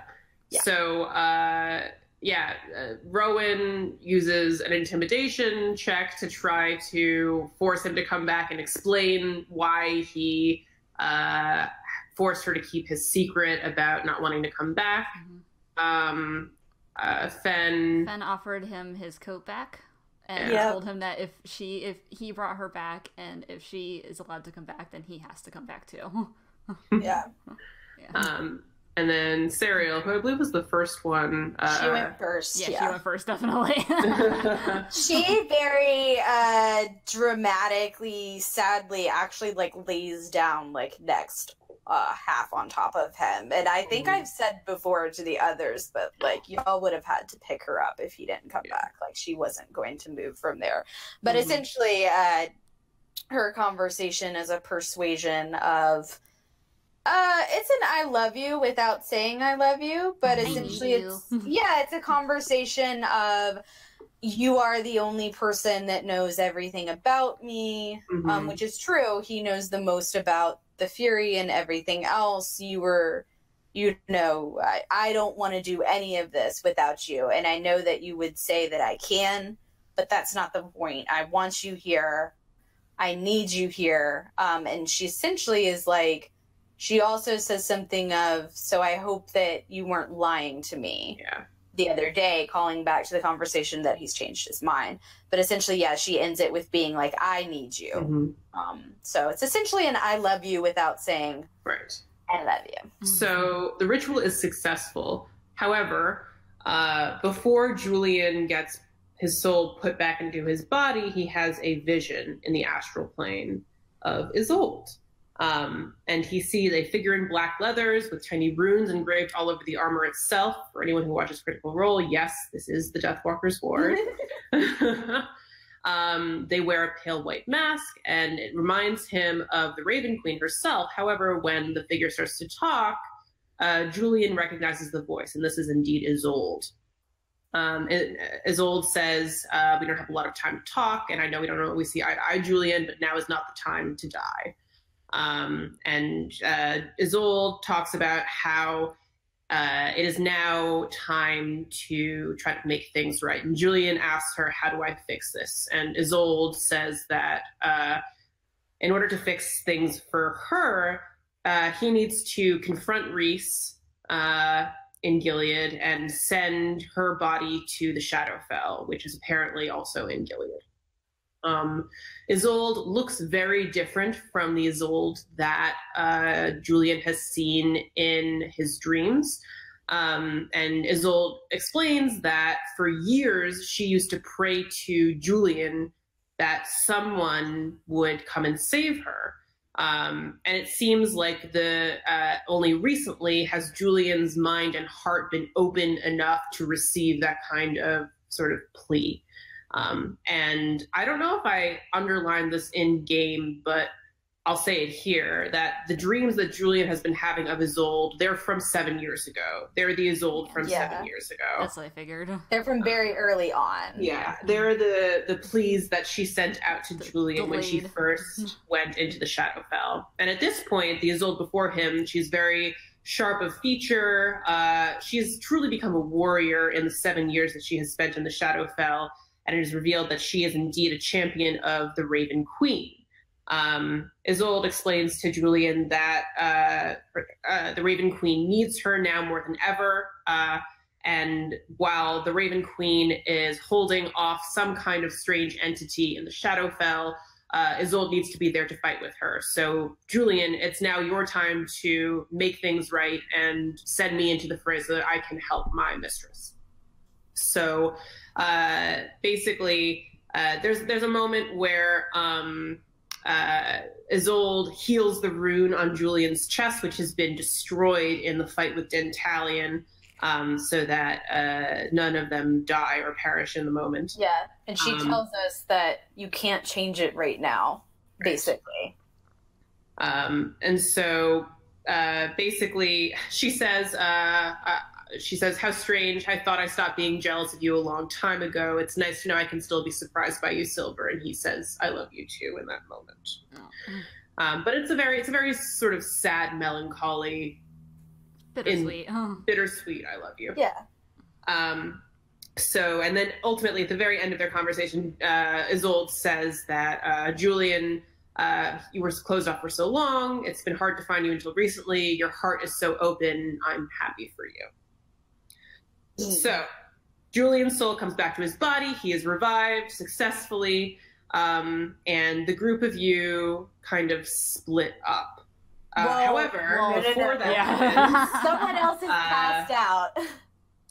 Before that happens, Nemo is on the ground, unconscious. And at this moment in time, all of Nemo's memories come flooding back to him. He remembers being a child. He remembers Linus. He remembers his parents. He remembers growing up being like a nerdy, skinny kid who had to be protected by his brother all the time. He remembers accidentally happening upon a strange book in the Requiem library that led him to Dantalion, who seduced Nemo and basically tricked him into taking this deal of, power for a price. Nemo remembers everything, and in an emotional reunion with Linus is sort of cradling Nemo in his arms, saying, it's okay if you don't remember anything, we can just start over. And Nemo's like, no, I do remember. I remember everything. It's so emo. It's so emo. It's so good. At another member of the group at this point, Rain, has taken the necklace of teeth, the souvenirs that Dantalion would keep from the children that he would slaughter. They took the teeth and sort of cried silently to themselves on the edge of the battlefield for the lives that had been lost. Oh yeah, our favorite magical sentient being has made a reappearance because Serial herself is not. She's a little catatonic. Yeah, she's a little emotionally unavailable at the moment. Also, her Mask. Yes. Yeah, we'll go back. So once Nemo wakes up, you guys inspect Dantalion's body looking for loot. You find that Arzon's circle is gone. The frost rapier is also melted away, although the handle of the rapier itself has survived. You find some bracers of shadow that are clearly meant for Nemo. It is revealed in the battle with Dantalion that Nemo was meant to be something called a Shatter Kai, someone who has been cursed by shadow. Dantalion apparently had an army of this kind of creature in the Shadowfell before the Raven Queen kicked him out. And you get the sense that he's pissed at the Raven Queen because she kicked him out of the Shadowfell. Sucks to suck. So Nemo is meant to be the first of his army of Shatter Kai. And so these bracers of shadow that they find in Dantalion is meant for the leader of the Shatter Kai, someone who can influence. It gives you like a bonus to charisma and a spell save DC for shadow-based powers. However, on Dantalion's hip was a strange-looking mask, and it basically flew onto Nemo's face and gave him a vision from a dead god, and that god is Mask. This is part of what Dantalion would have monologued about, the fact that he has killed gods before and he'll kill him again, blah, blah, blah. So we weren't interested. It turns out that Mask gave a lot of his power to the Raven Queen in her attempt to become the god of death and fate against Nerul. So in the process, Mask was super weakened, and by the time Dantalion came across Mask, there weren't a lot of followers to Mask, so he didn't have a lot of power, and it was pretty easy for Dantalion to kind of take him as a souvenir. With the last bit of Mask's power, Mask decided to grant a boon to Nemo, saying, you can either stay the way you are as an Umbramancer with all of the side effects, the amnesia, whatever, or you can become something that many of my servants have become in the past. You can become a Shadow Weaver. Now, we've seen this before. Drassic Reven from the Doomsguard was also a Shadow Weaver. It's a homebrew rogue. It's very much not super roguey in that it's not like all about like assassinate. Oh, I mean, it is a little bit assassinating. But it was like Jurassic was straight up an assassin. It's not like I don't know. It's not like all knives all the time, is what I'll say. It's much more shadow-based magical power, which is very sort of akin to what Nemo had already been doing, except, you know, no one has to forget him anymore, and he doesn't have to have no memories. So Nemo takes the deal, and he has now a Shadow Weaver rogue. So now we have 2 rogues in the party. Although one rogue is now going gunslinger. That's true. Gun dead. So you guys make your way back to Ostax. We split. Linus and Nemo stay together and go to the library because there are 2 dead bodies in the library, but the Fury has made a reappearance because Serial is not doing too emotionally well at the moment, watching Julian die. And the Fury is like, you're a wanted man here. You're not going anywhere near a library that might soon be crawling with D&D police, whatever. Because we found out that there's an alarm system in the library that would alert Estalon and Gilead. Well, we don't know that just yet, but we find that out Isn't that why we left? Because we were like, it might be crawling with with people. No, I just rightfully pointed out there are 2 dead people, and there might be like. And Linus did point out that they didn't know whether or not the alarms had been set off in the library. It's possible that that area could be crawling with various emissaries from the 3 cities that are close: Ostax, Gilead, and Estalon. So anyway, the point is the party. I'm just saying it for the podcast. So the party splits. Linus and Nemo go to the library. They have like some of their first bonding for a really long time. It's super, super cute. But also there's a tension there. There's a lot of discussion about, you know, how Linus, how could he have not known about that it wasn't Nemo. And then back at the ranch in Ostax, so Fen, Garnet, Julian, Serial, Rain, and Rowan are all back at the castle there. Fen and Garnet have a conversation, just sort of like a supportive, I'm here for you. And then Garnet and Julian have a conversation where Garnet's like, if you want to kill Luce, I'm down for that. I want that woman out of the picture. And I know that Fen is not going to like it, but I think that it's the best for her. And Julian is like, hell yeah, I am down to do that also. This is like a little behind Fen's back. Yeah. So Julian has to talk with Rain also. Yes. So at the so Julian brings Rain outside, and they're like, "Hey, what's going on?" And this is actually one of my favorite scenes. And it's one of my favorite ways to use dramatic irony, where Julian kind of takes Rain aside and is like, "Hey, someone sent me here to kill you," and Rain is like, "Oh, you know, what are you going to do about that?" Just in a very honest way, they ask Julian what they plan on doing.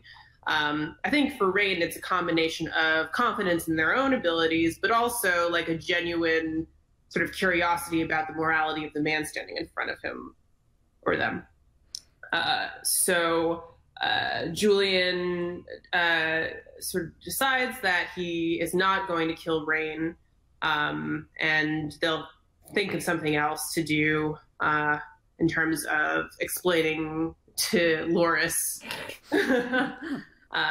And Julian asks Rain, you know, why do you think Loris wants you dead? And Rain is like, a lot of people want me dead, probably. I mean, I'm the spy master of Ostax. I've got a lot of enemies. It's just another day for me. Like, it's whatever. So yeah, that story thread is a little bit tied off.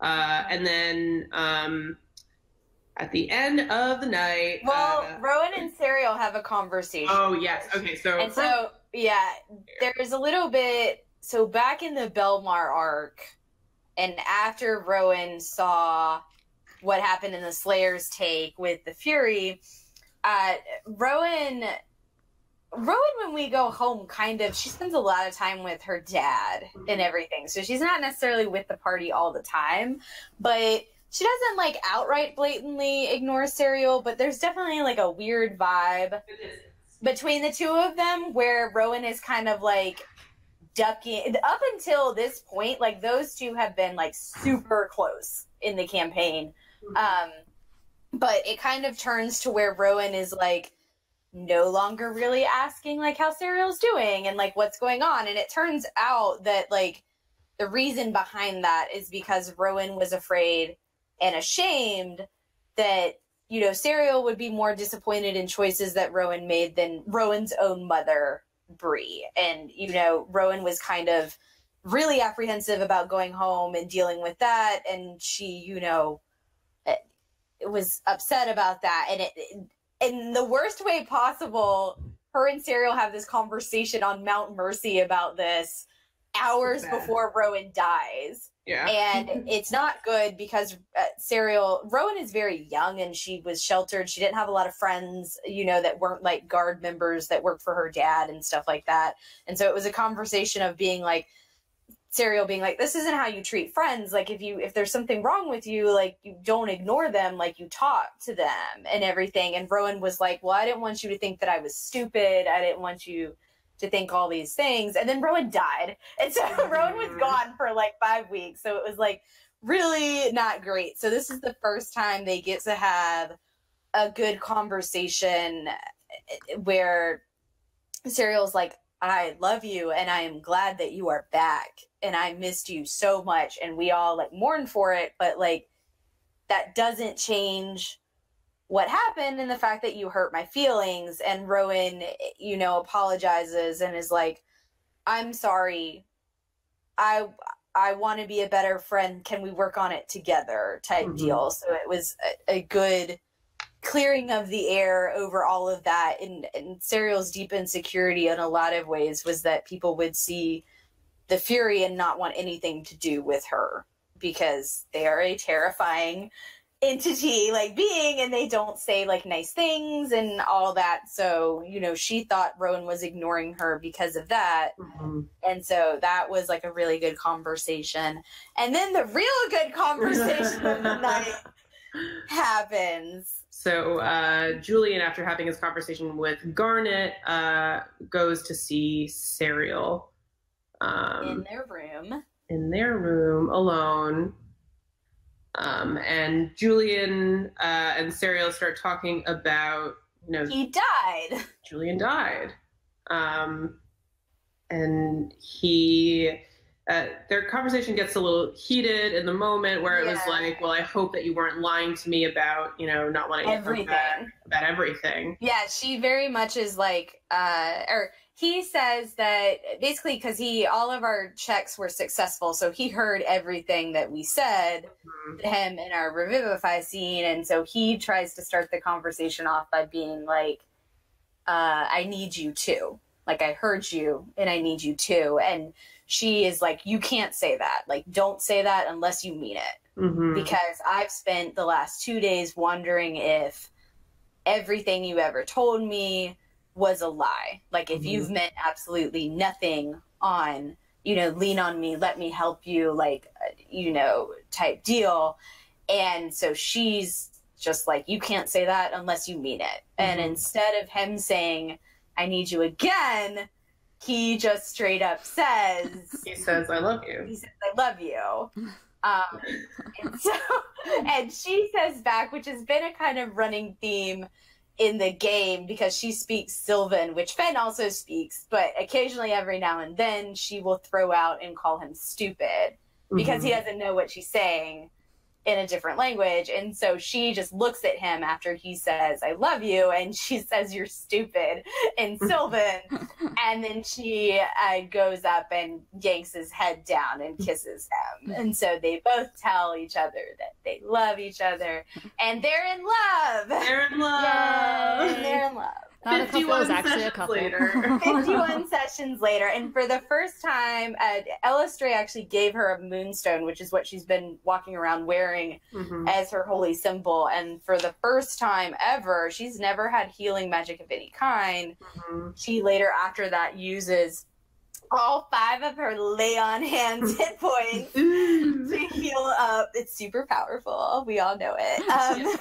To heal up the scars from Dantalion. So they're not gone, but just scarring. Yeah, they're better. Oh, we never said that the winter solstice gift she gave him was a cuff that she stitched, embroidered herself. It had a crescent moon on it, and she asked Elistray to bless it, and she didn't know it this time, but Elistray straight up blesses it to the point of it's a +1 to his AC type deal. So Elistray is also the goddess of lovers. So yes, she is. So she surprise. Surprise.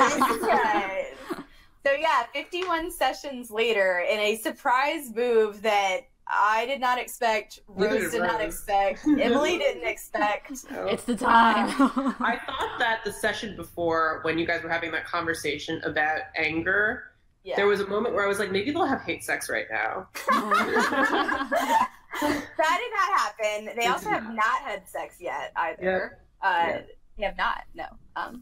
They have not. But so they're in love, and now they're going to be grossly cute for the rest of the campaign. So, you guys haven't done anything yet that would tip anyone off? We haven't been. No, we have not. I think the next session, when we get back to Soraya, I think Rose and I were just like, yeah, they hold hands like under the table, and like whenever no one can see, like then they're being very like touchy feely with one another. But otherwise, like y'all don't know. No one knows. They're keeping it to themselves right now as like a thing that's theirs. Yeah. So you guys end up going back to the Requiem Library, and you revivify, or not resurrect, the archivists there. And in return, they give you passes to the library ad infinitum. They also give you access to a couple of very powerful books, one that can increase your intelligence and one that can increase your charisma. The book on intelligence is ready to be read currently, but you have to be in the library for 6 full days before you gain the attribute. And the one on charisma will be ready in about a year to be read once more. Fenna signed up for the intelligence one, and Serial signed up for the charisma one. Right. Meanwhile, the group looks through the library to raise the archivists. Julian and Serial went to the 51st floor of the library to look in the coffers of the library. They had to fight a mimic. It was hilarious. You guys it's did hilarious if you level 11 PCs like fight something that is meant for like lower levels, because we just like got frustrated with it. We were like, this is so dumb. So you guys find the diamonds necessary. You raise the archivists. They help you out. They give you library passes, and they give you access to the tomes.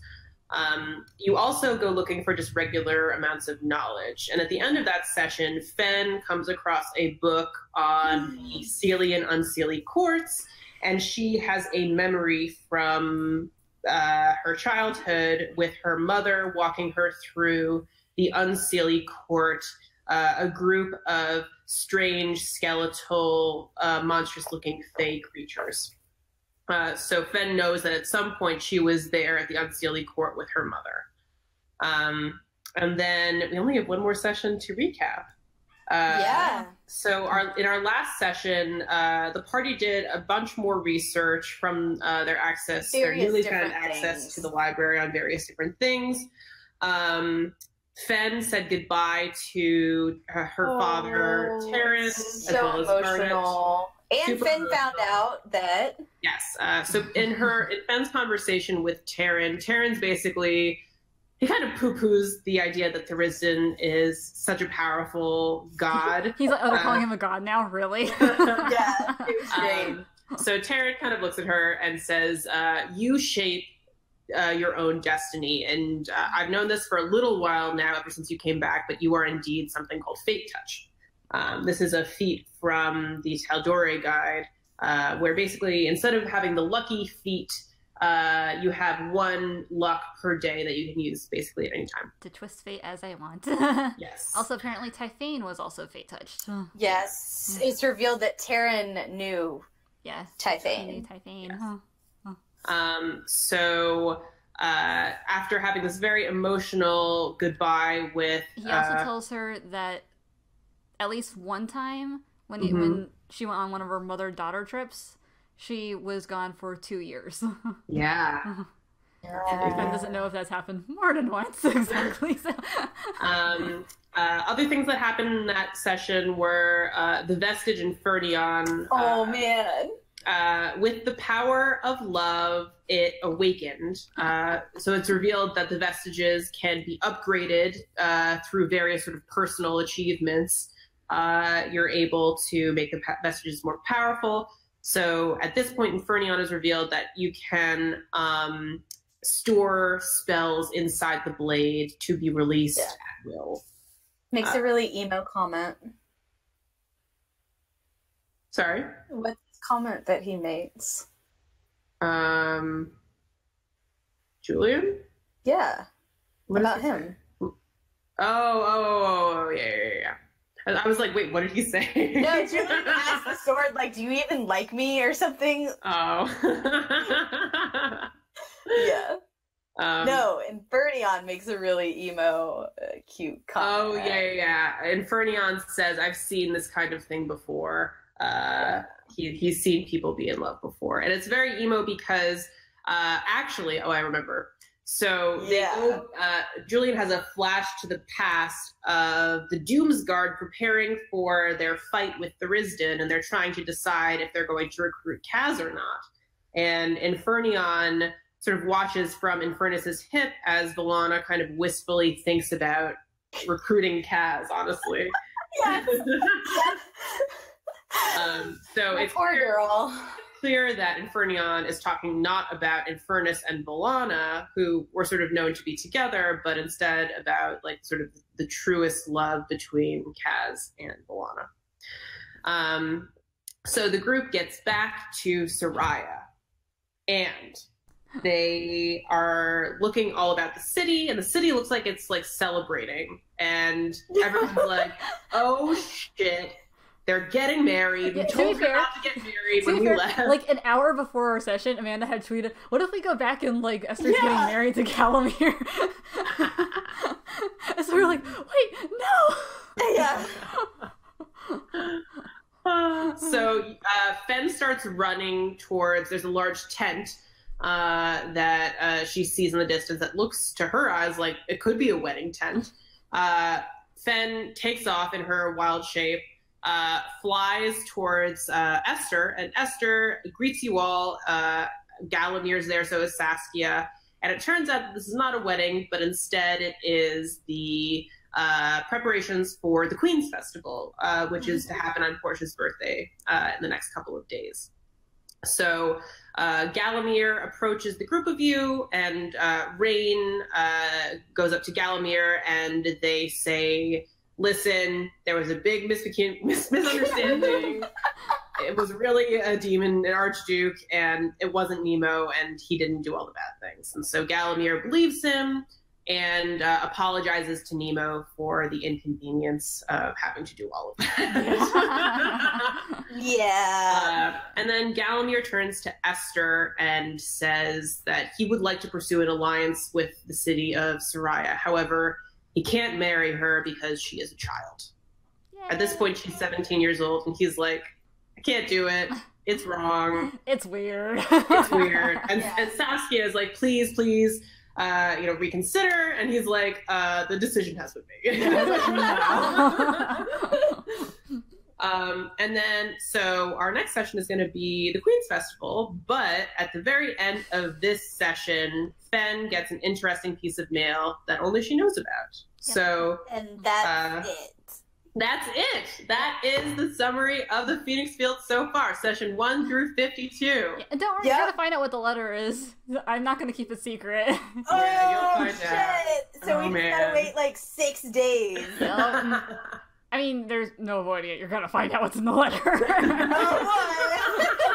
So if you made it through all like 9 hours of major props. Yeah. Thank you for sticking around and listening to our campaign. I think we talked about how we'll do maybe one for each like arc. Yeah. So there won't be, a whole like, here's 5 videos to listen to next time. It'll be more like, here's like a 2-hour recap of what happened. This one, by the way, is over 3 hours long. Okay, we should go. Like, Alright, we gotta go right now. We must leave. Congratulations. Thanks for hanging out with us. Yeah. Thanks for listening to our PCs and listening to Emily's hard work that she puts in and giving us such a fun time. It's good fun. Yes. Yeah. All right. We should stop the recording. We need to stop right now. All right.